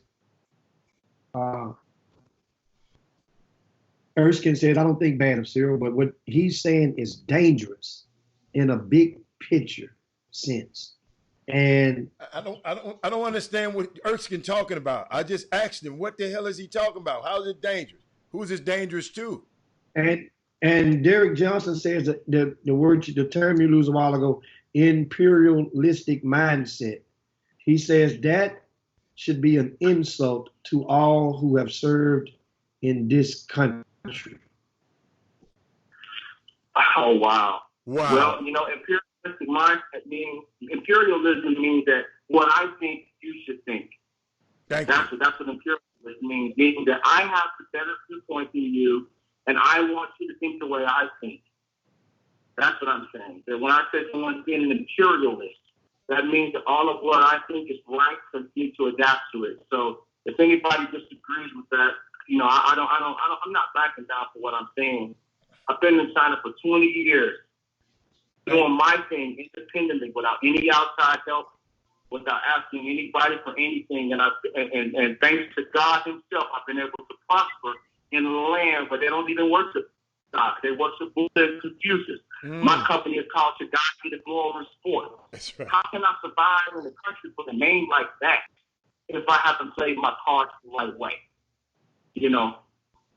And I guarantee you whatever Cyril White has said over the years has not cost him money, rather it has earned him more. So that's hey, Cyril, we definitely appreciate it. I got one quick one. One quick one for him. I got a question, Cyril. Is from John Newsom, and all he said is, how is this issue affecting the American professional basketball players over there? Because I know Joe Young is over there. Yep, those here I'm probably gonna see them Saturday. So how is it going to affect them? It's still at the stage where Adam Silver has to issue his statement tomorrow, Jen. And right now, we're still trying to see if the NBA game is going to be canceled tomorrow. So I think there have some levels to trickle down to before it starts to affect CPA players and other things like that. Right now, I think it's all about the NBA and you know, China and how Adam Silver handles it and how things progress or don't progress in the next 2 or 3 days or so. I think that's going to tell us a lot, you know, how it affects other people. So my eyes are open. And, you know, like I said, man, some of the things that I do here as far as with the basketball, of course, like I said, I got some appearances canceled, but my manufacturing deals and my relationships with factories and other things, all that's still intact. People know me. They know Cyril White. I speak Mandarin Chinese. They know I understand this culture. So I'm not here on a smash and grab. I've been here for 20 years. Yeah. So I think that my personal relationship is what's going to allow me to maintain. All right. Okay. Chris, you got anything? No, I'm good, man. Thanks, good. man. Thank you. Thank you so much. We appreciate it, Cyril, man. Thanks a bunch, man. For I know it's 3 o'clock in the morning. Just be safe down there in China, man. We'll get another update from you in the next couple of days to come about the revelations in China. Hey, man, I appreciate you guys for having me on always, man. Much love, and I'll see y'all when I get back. All right. Thanks a bunch, man. That is Cyril White, who was in Shanghai live with his conversations with the Chop Chop, and just giving some insight. And understand, guys, yes, Cyril White does have a business. He's been there for years. Yes. Understand? So that's why some of his angst is that hits home. And it's and the thing about in America, and that's the thing, the side that I'm on, is that we have the freedom, although whatever your opinions may be, you have the freedom to choose people over money. You have the freedom to choose money over people. You have the freedom to do whatever you want to do with your money. You have the freedom to believe in whatever religion you want to believe in. You have the freedom to go and tweet whatever you want to tweet. But once again, there are consequences for your actions. There are accountability will be held to most of your actions if they're not in compliance by the rules that are set, especially by your employer or people who have been supporting or underwriting your efforts. That's the thing. So, you know, to each his own in regards to that. One of the things about the Chop Shop, we provide platform to boldly go and do it like Star Trek, boldly go where they won't dare go in conversations about issues that's taking place currently in our society. And that's one of the good things about the Chop Shop. If this show was based in China, right now, they would have pulled the plug on us, I promised you, yesterday. So that's the thing about America. That's all I'm saying. And so, and as you go, I love the dialogue with a lot of you guys on there. Thanks, and keep it up. And all I ask, I think one of the guys, Baron Crease, this was his first time watching the Chop Shop, and he posted early in the day, in the last hour, saying, man, I got to watch this show more often. That happens when a lot of you guys share the show. Share the show with your family, with your friends, Jimmy, to your timeline.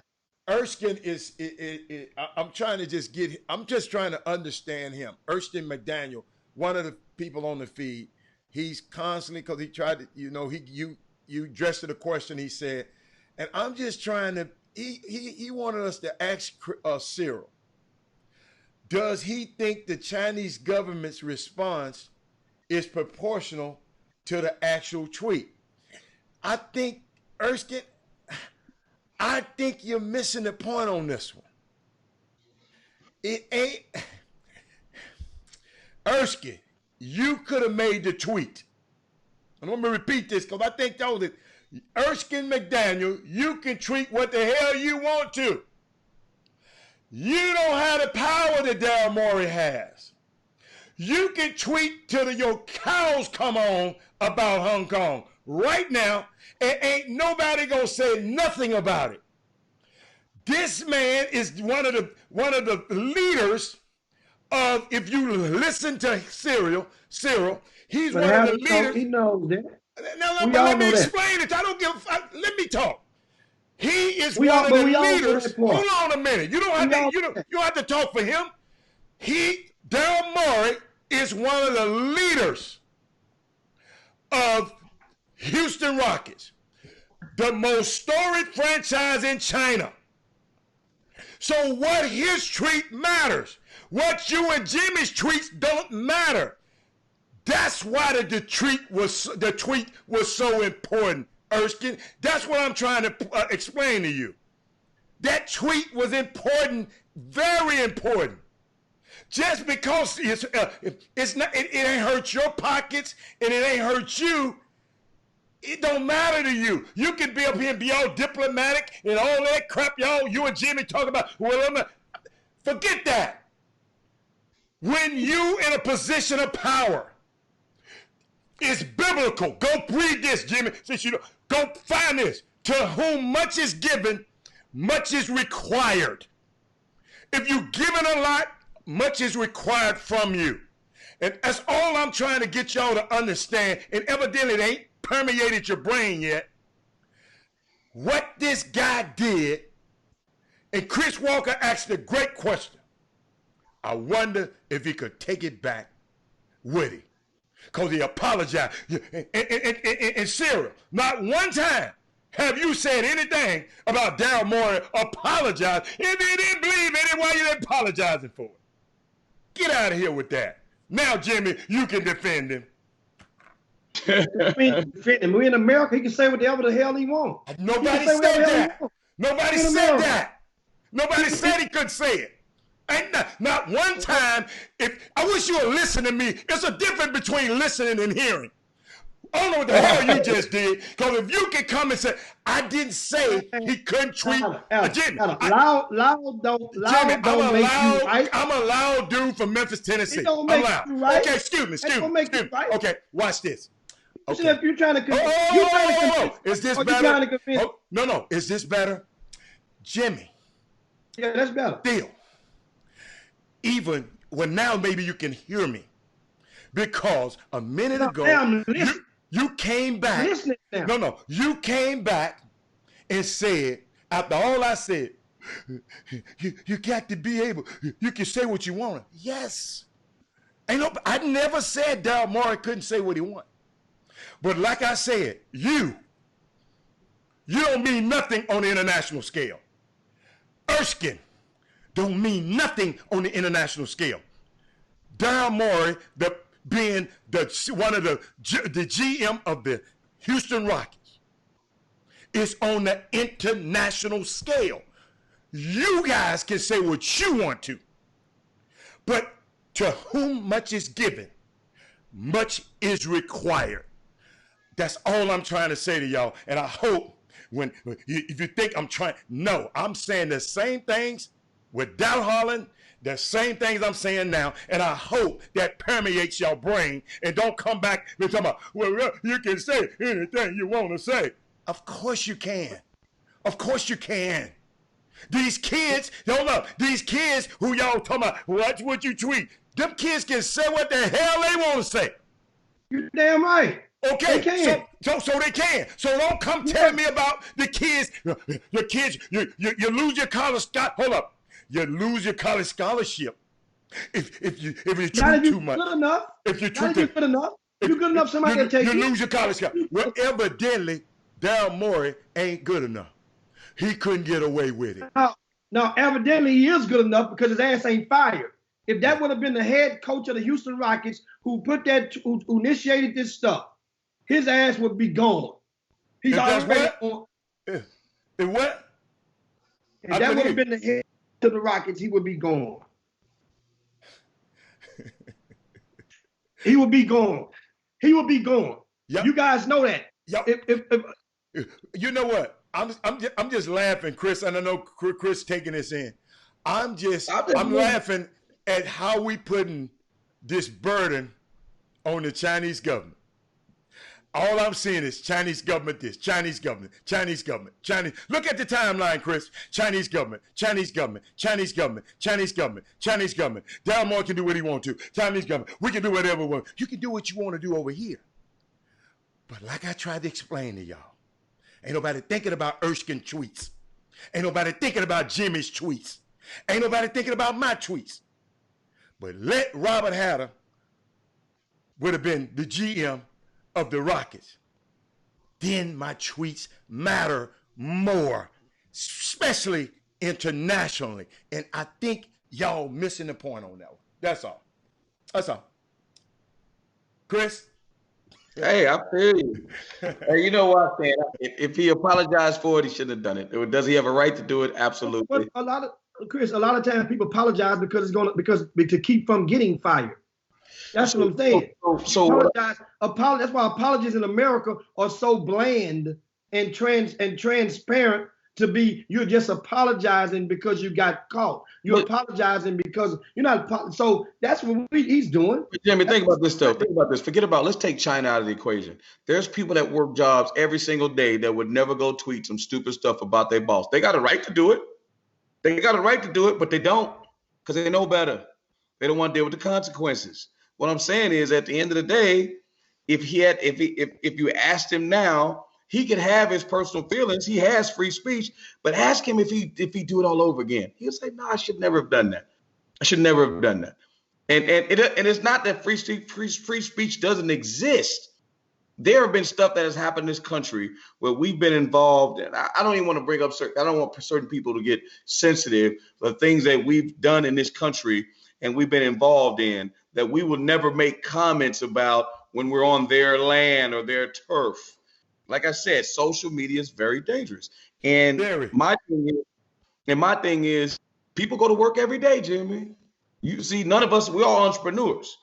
When I was working for a university, there may be things I disagree with, but you bet your damn I wouldn't say nothing about it.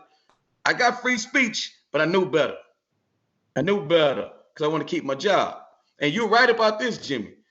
Why he's still working is amazing to me, but there'll be some blowback from that. If Tillman Fertitta fires him, then he'll have another set of people on him going like, I see he had a space, but people say, well, how are you going to fire him for exercising free speech? No, all I'm saying is, I'm just looking at the Facebook feed. Don't look at me, Chris. Oh, okay. Somebody just said the Chinese government is not our boss, though, bro.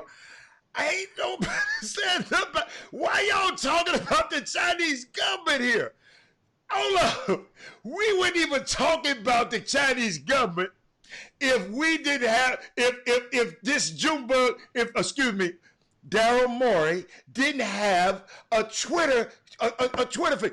We worried about the Chinese government? I mean, really? Practice? The Chinese government? They ain't did nothing to you. They did not now one of y'all on this phone right now. I mean on this Facebook. The Chinese, I'm gonna repeat. Hold up. Let me lower my voice because Jimmy gets upset. The Chinese government, y'all, what they did has not affected now one of y'all on the boom boom. And y'all constantly talking about the Chinese government. Guess what happened? Daryl Morey's tweet has affected Cyril White. Daryl Morey's tweet has affected the Houston Rockets, your beloved team here in Houston. So we're not talking about so since y'all mad at the Chinese government, let's go find us another government that's got 1 billion people in it, and let's try to do business with them. Because America is about their business. And every one of y'all are too. So let's get off your pseudo moral high ground here. Come on, man. You know it was wrong for him to tweet it. I'm sorry, Chris. You can go. No, I'm good. I mean, I said my part. I mean, listen, man. It's great debate. We all feel differently about it. There's nothing wrong with having varied opinions about it. I love it. And I'm reading some of the Facebook plays like the Chinese government's not your boss. This is not about China. This is about when you're in a certain situation, you know what to do and what not to do. This is the same thing we teach our kids. Anthony Weston, what's the right thing to do? Anthony Weston, if your boss acts a certain way, the right thing to do may be something they may get you fired and you don't do it. So don't do that. You know what's the right thing to do and what's the smart thing to do. There's a difference between the right thing to do and the smart thing to do. Big difference. The road to hell is paved with good intentions. With good intentions. I get it. And I'd like to see what people will be saying right now if the Rockets had fired Daryl Morey for doing it. You know what people will be saying? That idiot, he was stupid for doing it. That's what everybody will be saying. So it's Monday morning quarterback is all you guys are playing. I get it. Love the comments. That's why the show is special. I love them. I'm just get excited. No, I don't be mad. I just love to get excited. I'm a loud Negro from Houston, from Memphis, Tennessee. I get excited. Last topic, guys. We're in extreme overtime territory today, and rightfully so. I want to, guys, give you breaking news.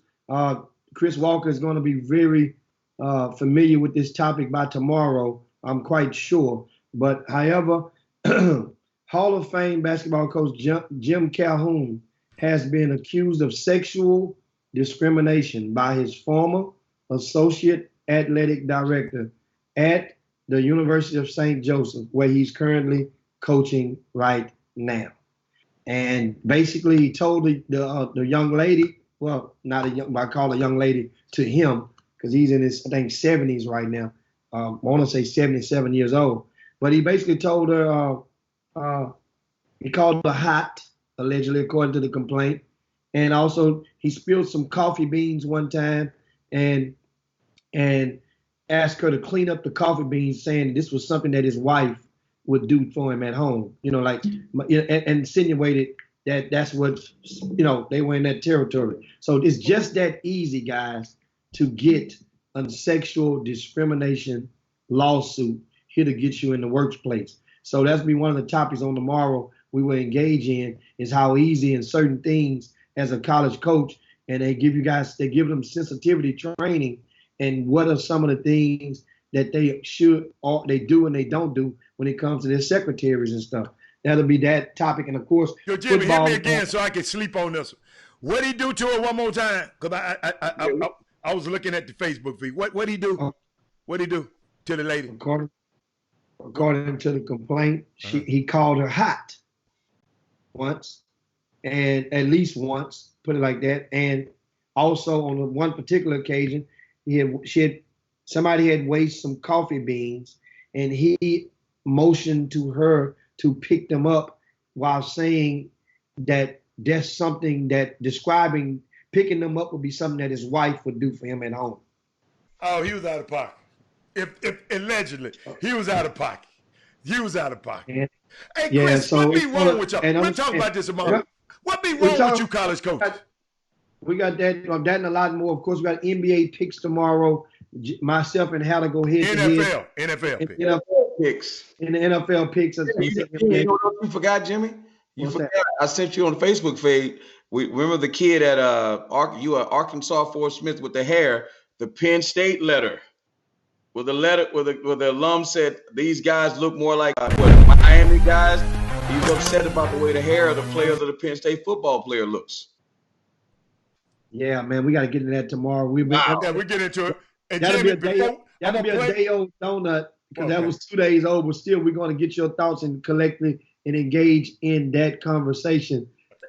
And of course, I'm laughing. Somebody said a dude 77 years old. I can't wait. I can't wait till tomorrow. So make sure you guys, all we ask you to do is share the show before you leave in the Boomer Room. Share the show so that some of your people on your timelines can become abreast to the Chop Shop. That's all. Understand, the Chop Shop is a hell of a platform. We get, and this new software that we're using is enabled a new different light to the show. And I see Hallen's posted on something on the thing. What's that, Hallen? What I'm about to do, when we go off, I'm gonna play the Battleground commercial as we going off. So when you sign off, I'm gonna play Ross's Battleground commercial as we go off. Okay. And don't forget, guys. Also, the season opener tickets are on sale. That's November the 16th. That's the first event of the high school basketball season. The season opener going to be 8 games taking place on at the M.O. Campbell Center. That's right. And tickets are only $5. Pay attention. Nobody is going to give you that type of atmosphere for $5. Everybody will have the ability to sit comfortably while watching basketball games. You know why? It's 8,000 seats in the arena of the M.O. Campbell Center. So you can sit by yourself. You can sit up top. 8,000 seats. And we have $5 tickets for anyone that want to get them. They're only going to be on sale until as long as they last. Each school got a limited amount of tickets. that what you're talking about right Mark now? your calendars for Saturday, November the 16th at the M.O. Campbell Center located in Houston, Texas. That's the RCS Sports season opener. A day filled of high school boys basketball starting at 9:30 a.m. when Aldine Nimitz takes on Houston Christian, followed by Aldine Davis versus Sam Houston. Langham Creek will take on Summer Creek. Westbury Christian versus Port Arthur Memorial. How about Dickinson versus Beaumont United? That's a rematch of the Super 16 Extravaganza Championship game. Martin Ranch will take on Jack Yates at 5 p.m., followed by Hightower versus Cypress Creek. And the finale, Shadow Creek versus Episcopal at 8 p.m. That's the RCS Sports season opener powered by Boost Mobile. A limited amount of $5 tickets are on sale now at all participating schools. That's the season opener on Saturday, November the 16th. All right. We're playing basketball. We're all the best. Keep talking. You can talk. We're playing basketball. Hey, our guys, Mike Smith, going down. Don't forget this weekend, TSU homecoming. We're going to talk more about that on tomorrow.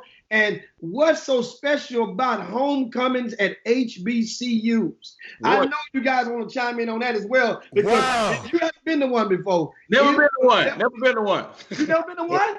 I'm joking. I'm kidding. He ain't never been in one. He ain't never been one. You probably took Jim Calhoun to one. He ain't never been to Wow. one. Hey, Jimmy, when we gonna start? So when do the festivities start? Thursday. Tomorrow. Thursday. So tomorrow night, I'm going to get a haircut. Oh, hold on. Let me make sure Sandra ain't looking. She ain't on the feed. Hey, I'm going to text her right now. That's all right. Sandra might be with me, man. That's hey, you know, that's my dog. We rode Bonnie and Clyde, Yes, baby. sir. Hey, Yes, where's sir. Rossi? Where's Rossi's at? Hey, that's how me and my wife gonna be. Oh, I got Rossi's hand. Watch this, Chris. Chris, come on. I'm out. Man, stay on quick. What's up, basketball fans? Rossi Karen here with U Sports Group. I want to take the time to officially invite everyone out to the Battleground 2K19, December 18th, here at the Toyota Center. The Battleground 2K19 will be one of college basketball's premier events of the season, featuring Big 12 powerhouse Baylor Bears as they take on the UT Martin Skyhawks. The defending Mountain West champions and preseason top 25 ranked Utah State Aggies will go head-to-head with the South Florida Bulls. And the Pac-12's Oregon State Beavers will battle Conference USA favorites, the UTSA Roadrunners. The background for this triple header will be the Athletes Against Abuse initiative. Athletes Against Abuse is a children's rights campaign created to inspire athletes to use their talent, notoriety, and influence to bring awareness to child abuse in our country. The A3 initiative will utilize this basketball platform to blend sport and service. For more information on the Athletes Against Abuse initiative or to purchase your tickets to the Battleground 2K19, visit battleground2k.com. So, join me here at the Toyota Center, December 18th for the Battleground 2K19. Yeah, there we go. I love it. I love this thing. Hey, I like that. And guess what, guys?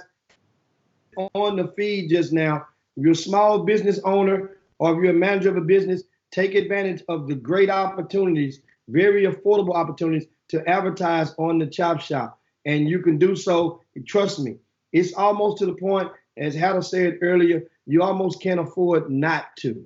We have very affordable rates to advertise. You have your logo posted. You have a commercial. You can run your flyer and talk up under it. Whatever you want, we can tailor make your ad to fit your business. For more information, send us an email, chopshophtx@gmail.com. That's chopshophtx@gmail.com. Thanks, guys. And it's time. Yes, you know it, guys.